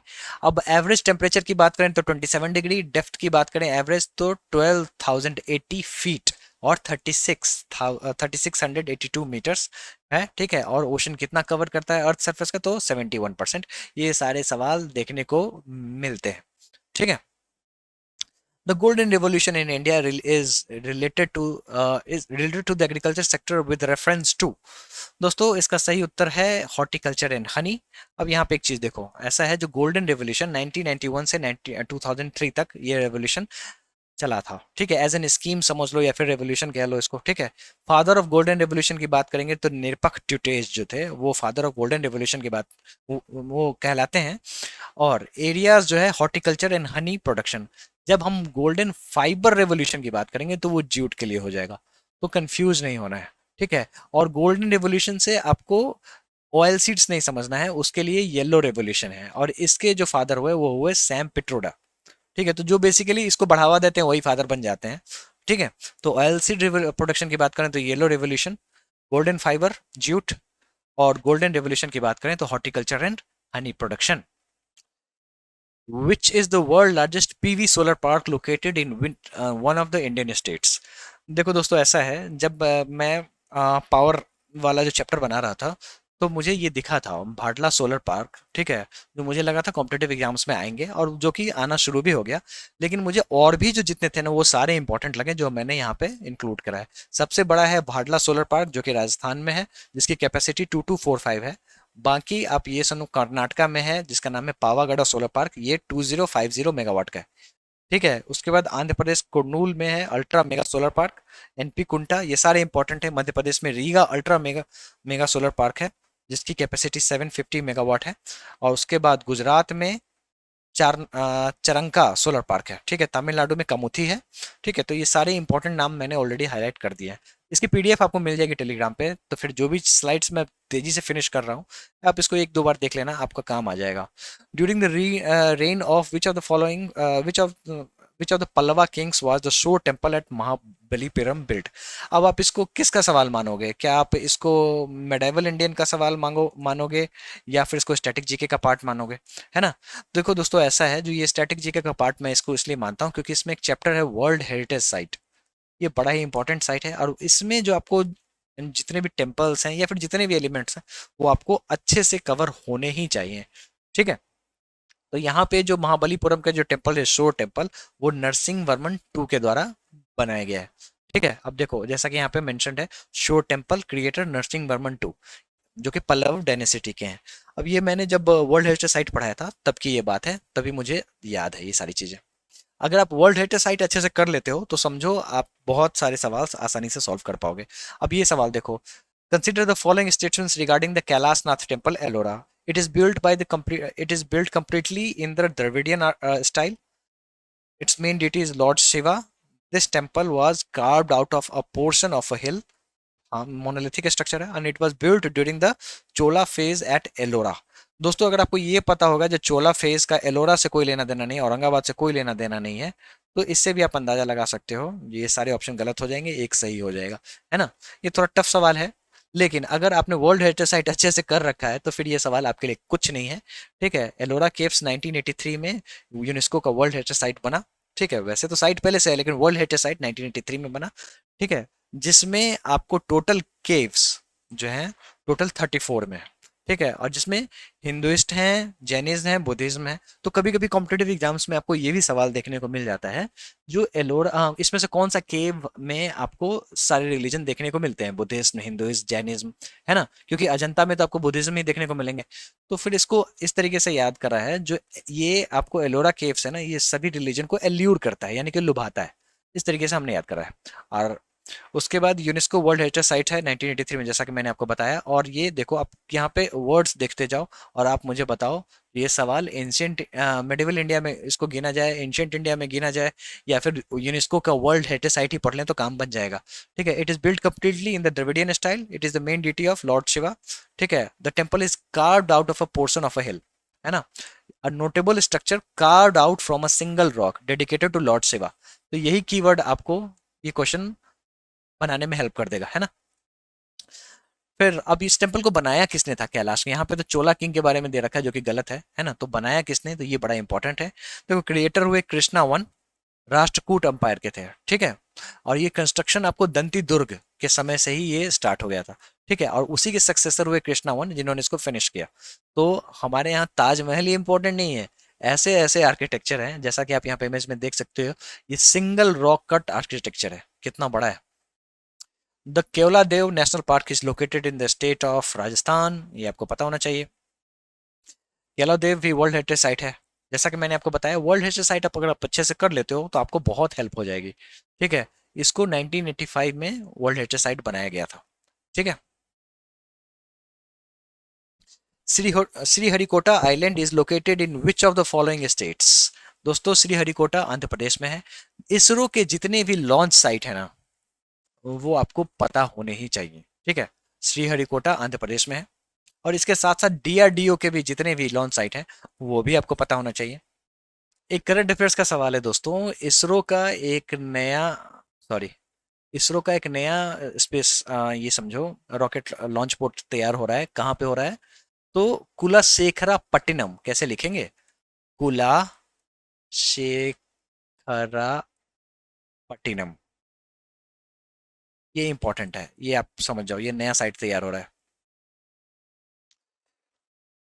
वैसे श्रीहरिकोटा आइलैंड पे जो आपको इसरो का ये है आइलैंड, श्रीहरिकोटा आइलैंड, हाँ, जो आपको इसरो का जो स्पेस स्टेशन लॉन्च स्टेशन है उसका नाम क्या है? तो क्या नाम है? सतीश धवन, है ना। आपको पता होना चाहिए। पैक्योंग एयरपोर्ट कहाँ पे है? तो सिक्किम में है। ठीक है, पता है तो पता है, नहीं पता है तो नहीं पता है। The Trimbakeshwar temple which is situated in the Nashik temple is was built by, दोस्तों ये बालाजी बाजीराव के द्वारा बनाया गया था। ठीक है, which artificial element has been provisionally named seaborgium by American researchers in the honour of Nobel laureate Glenn T Seaborg. दोस्तों इसका सही उत्तर है एलिमेंट 106। अब आप कहोगे जो ये आपको सवाल यहाँ पे क्या कर रहा है, ये तो केमिस्ट्री में होना चाहिए। देखो ऐसा है, जो अगर आप केमिस्ट्री में इसको पढ़ने जाओगे तो बहुत मुश्किल से मिलेगा, लेकिन अगर आप इसको स्टैटिक जीके में पढ़ोगे तो ये आपको पता होगा। क्या कहना चाहता हूँ मैं, ये समझो। देखो ऐसा है, ये मैंने पढ़ाया था इन्वेंशन, जब हमने पढ़ा था उसकी बात है।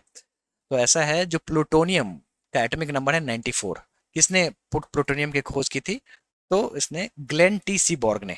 ठीक है, और सीबॉर्ग ने खोज की थी, तो इसको इसके ऑनर में एक सीबॉर्गियम करके एक एलिमेंट बनाया गया, मतलब एक एलिमेंट मिला था जिसके उसके ऑनर में सीबॉर्ग के नाम पे उसको सीबॉर्गियम बुलाया गया, जिसका एटॉमिक नंबर है 106। ठीक है, और यहाँ पे एग्जैक्टली वही सवाल आपको देखने को मिलता है। विच आर्टिफिशियल एलिमेंट, जैसा कि अभी हमने बताया, has been provisionally named seaborgium by American researchers in the honour of the Nobel laureate Glenn T Seaborg, जिन्होंने प्लूटोनियम खोजा था। ठीक है, तो अगर हम केमिस्ट्री पढ़ेंगे तो बहुत मुश्किल से समझ में आएगा, लेकिन अगर हम इन्वेंशंस को ढंग से पढ़ेंगे तो ये बातें समझ में आएंगी। एड्स का एब्रिविएशन क्या होता है? तो एक्वायर्ड इम्यूनो डिफिशियंसी सिंड्रोम, है ना। देखो ऐसा है, जो बायोलॉजी में कुछ इंपॉर्टेंट आपको फुल फॉर्म्स आपको पता ही होने चाहिए, ये सारे हैं, कॉम्पिटेटिव एग्जाम्स के लिए इंपॉर्टेंट है। Rajasthani architecture is also known as Maru Gurjara. The Dang Darbar fair is held every year in which Indian state? Gujarat. Which of the following novels was written by George Orwell? अब हम लोग और बुक्स एंड ऑथर्स को देख रहे हैं। देखो दोस्तों ऐसा है, जो बुक्स एंड ऑथर्स की लिस्ट बहुत ही लंबी है, इसको कवर करने का सबसे अच्छा तरीका है पीवाईक्यू कर लो आप, फिर कैटेगरी वाइज डिवाइड कर लो, जो एंशियंट इंडिया में कौन सी बुक लिखी गई है, मेडिवल इंडिया में कौन सी लिखी गई है, मॉडर्न इंडिया में कौन सी लिखी गई है, ठीक है। लेकिन आपको सवाल सबसे ज्यादा क्या पूछे जाते हैं उस पर फोकस करना है। हमें इस लेक्चर से हॉटस्पॉट आइडेंटिफाई करना है, ठीक है, ताकि हमें आने वाले एग्जाम में बेनिफिट मिले, ठीक है। चलो अब यहाँ से समझते हैं। अब आपको इस लेक्चर के इस पार्ट से समझ में आ जाएगा मैं कहना क्या चाह रहा हूँ। Which of the following novel was written by George Orwell? तो ये एनिमल फार्म इन्होंने लिखा था, ठीक है। जॉर्ज ऑरवेल जो थे उन्होंने एक तरीके का सटायर लिखा था एनिमल फार्म, ठीक है। चलिए, why I am an atheist is an autobiography of which Indian freedom fighter? अब आप कीवर्ड में यहाँ पे सिर्फ देखते जाओ, ऑटोबायोग्राफी की बात हो रही है। ये आपको भगत सिंह ने लिखा था, why I am an atheist. ये अपने एक मित्र को दिखाने के लिए लिखा था, जो देखो भाई, उनके मित्र ने क्वेश्चन कर दिया था, जो तुम अपने आप में ही रहते हो, ठीक है, तुम भगवान को भी नहीं मानते हो, तुम इतने बड़े हो गए हो। तो फिर जाके उन्होंने why I am an atheist लिखा है, बहुत ही पतली सी किताब है, लाहौर जेल में इन्होंने लिखा था, ठीक है। तो ये सारी चीजें इंपॉर्टेंट है, पता होना चाहिए। Which Olympian authored the book titled A Shot at History: My Obsessive Journey to the Olympic Gold? तो कहने का मतलब मुझे ये समझ में आ रहा है, जो बुक्स एंड ऑथर्स को अगर हम पढ़ने के लिए बैठेंगे तो बहुत लंबी लिस्ट है, पागल हो जाएंगे। लेकिन वो व्यक्ति जो बेसिकली ऑथर नहीं है, लेकिन इन्होंने जो किताब लिख दी है, जो खासकर ऑटोबायोग्राफी लिख रहे हैं, है ना, जिनका जिनका अलग से कोई प्रोफेशन है और जो पहले से फेमस हैं, उन पे सवाल ज्यादा आते हैं, ठीक है। 95% सवाल उन्हीं के नाम पे आपको देखने को मिलेंगे। तो ये आपको कवर कर लेना है। अगर आप टॉप 100 बुक्स ऐसे कवर कर लेते हो तो फिर सफिशिएंट है किसी भी एग्जाम के लिए। इसका प्रमाण आपको यहीं पे मिल जाएगा, ये देख लो। Which Olympian author the book titled a shot at history my obsessive journey with the Olympic gold? देखो अभिनव बिंद्रा ने बहुत ज्यादा सवाल बनाए हैं, ठीक है। अभिनव ओलंपिक की बात हो और अभिनव बिंद्रा से सवाल ना आए, ये हो नहीं सकता, ठीक है। Who authored the autobiography my the race of my life? Autobiography आया कीवर्ड, और वो व्यक्ति है जो स्पोर्ट्स में, स्पोर्ट्स के व्यक्ति से सवाल आ रहा है ना, ना ही कोई फेमस ऑथर। तो यहाँ पे आपको आंसर है Milkha Singh. Who is the author of the book a life miss spent? ये सूर्यकांत त्रिपाठी निराला जी के द्वारा लिखी गई है। An unsuitable boy is the autobiography of which of the Indian personality? Karan Johar. Suitable boy जो है विक्रम सेठ के द्वारा लिखा गया है, द अनसुटेबल बॉय जो है करण जौहर के द्वारा लिखा गया है। अब यहाँ पे आपको ऑटोबायोग्राफी कीवर्ड दिखी, वो व्यक्ति दिखा जो कि बेसिकली प्रोफेशन से डायरेक्टर है, फिल्म डायरेक्टर है, लेकिन यहाँ पे किताब लिख रहा है ना। Rajatarangini, the book authored bye Kalhana in 12th century was originally written in which of the following languages? Right answer is Sanskrit. जैसा कि मैंने आपको बताया, एंशियंट इंडिया की किताबें, मिडिवल इंडिया की किताबें और मॉडर्न इंडिया की किताबें आपको देख लेनी है। उसके बाद जो बाकी जो बुक्स एंड ऑथर्स हैं उसको आपको एक बार देख लेना है। ऑटोबायोग्राफी आपको अच्छे से कवर कर लेना है, बस। टॉप 100 बुक्स अगर आप कवर कर लोगे इनफ है, और पीवाईक्यू लगा लिए तो more than sufficient. Who among the following wrote the book straight from the heart? ठीक है, सही उत्तर कपिल देव। अब ये क्रिकेटर हैं लेकिन यहाँ पे किताब लिख रहे हैं, है ना। Who among the following wrote the book long walk to freedom? दोस्तों ये जो किताब है वो नेल्सन मंडेला ने लिखी है। अब क्या है, ये बेसिकली पॉलिटिशियन रह चुके थे, सोशल रिफॉर्मर रह चुके हैं, लेकिन यहाँ पे किताब लिख रहे हैं, है ना। जो भारत रत्न है उसको तो आपको अच्छे से कवर करना ही है। Sacred games is the novel written by which of the following writers? तो ये सही उत्तर है विक्रम चंद्रा। नेटफ्लिक्स की एक सीरीज थी sacred games. Two states is the novel written by whom among the following authors? Right answer is Chetan Bhagat. यानी कि जो बेसिकली ऑथर्स एंड बुक्स जो हैं वो एक्सट्रीमली फेमस होंगे, जो चांसेस हैं जो आपको पहले से पता होंगे, ठीक है। और जो बाकी नहीं होंगे उनके ऑटोबायोग्राफी आप पढ़ लो, वही ज़्यादा सफिशिएंट होंगे। और एंशिएंट इंडिया के जरूर देख लेना, मिडिवल इंडिया के बस। Who among the following was the founder of Indian Association of Cultivation of Science in 1876? An institution devoted to the pursuit of fundamental research in the frontier language of the basic sciences. दोस्तों सही उत्तर है महेंद्र लाल सरकार। ये tough सवाल है। Who among the following cricketers has co-written the book named 281 and Beyond? VVS Laxman के द्वारा लिखा गया था। जैसा कि मैंने आपको बताया, क्रिकेटर हैं, किताब लिख रहे हैं, ऑटोबायोग्राफी है। Who among the following sports person is created with autobiography Undisputed Truth? देख रहे हो ऑटोबायोग्राफी से कितने सवाल आ रहे हैं। Right answer is Mike Tyson. My Country, My Life is an autobiographical text of which of the following Indian politician? Lal Krishna Advani. Which of the following is the autobiography of Abul Kalam Azad, the first education minister of free India? उन्होंने किताब लिखी थी India Wins Freedom. Letters from a father to his daughter, Jawaharlal Nehru की किताब लिखी गई है ना। Who among the following is the author of the novel रेत समाधि? अब ऐसा है, जो ये गीतांजलि श्री के द्वारा लिखा गया था, इनको बुकर प्राइज मिला था, और बुकर प्राइज तो मिला ही था लेकिन इस साल नहीं मिला, इस साल अब किसी और को मिल गया है, और इससे पहले जो था इन्हीं को मिला था। द टूम्ब ऑफ सैंड नाम था किताब का, जिसको हिंदी में रेत समाधि कहते थे।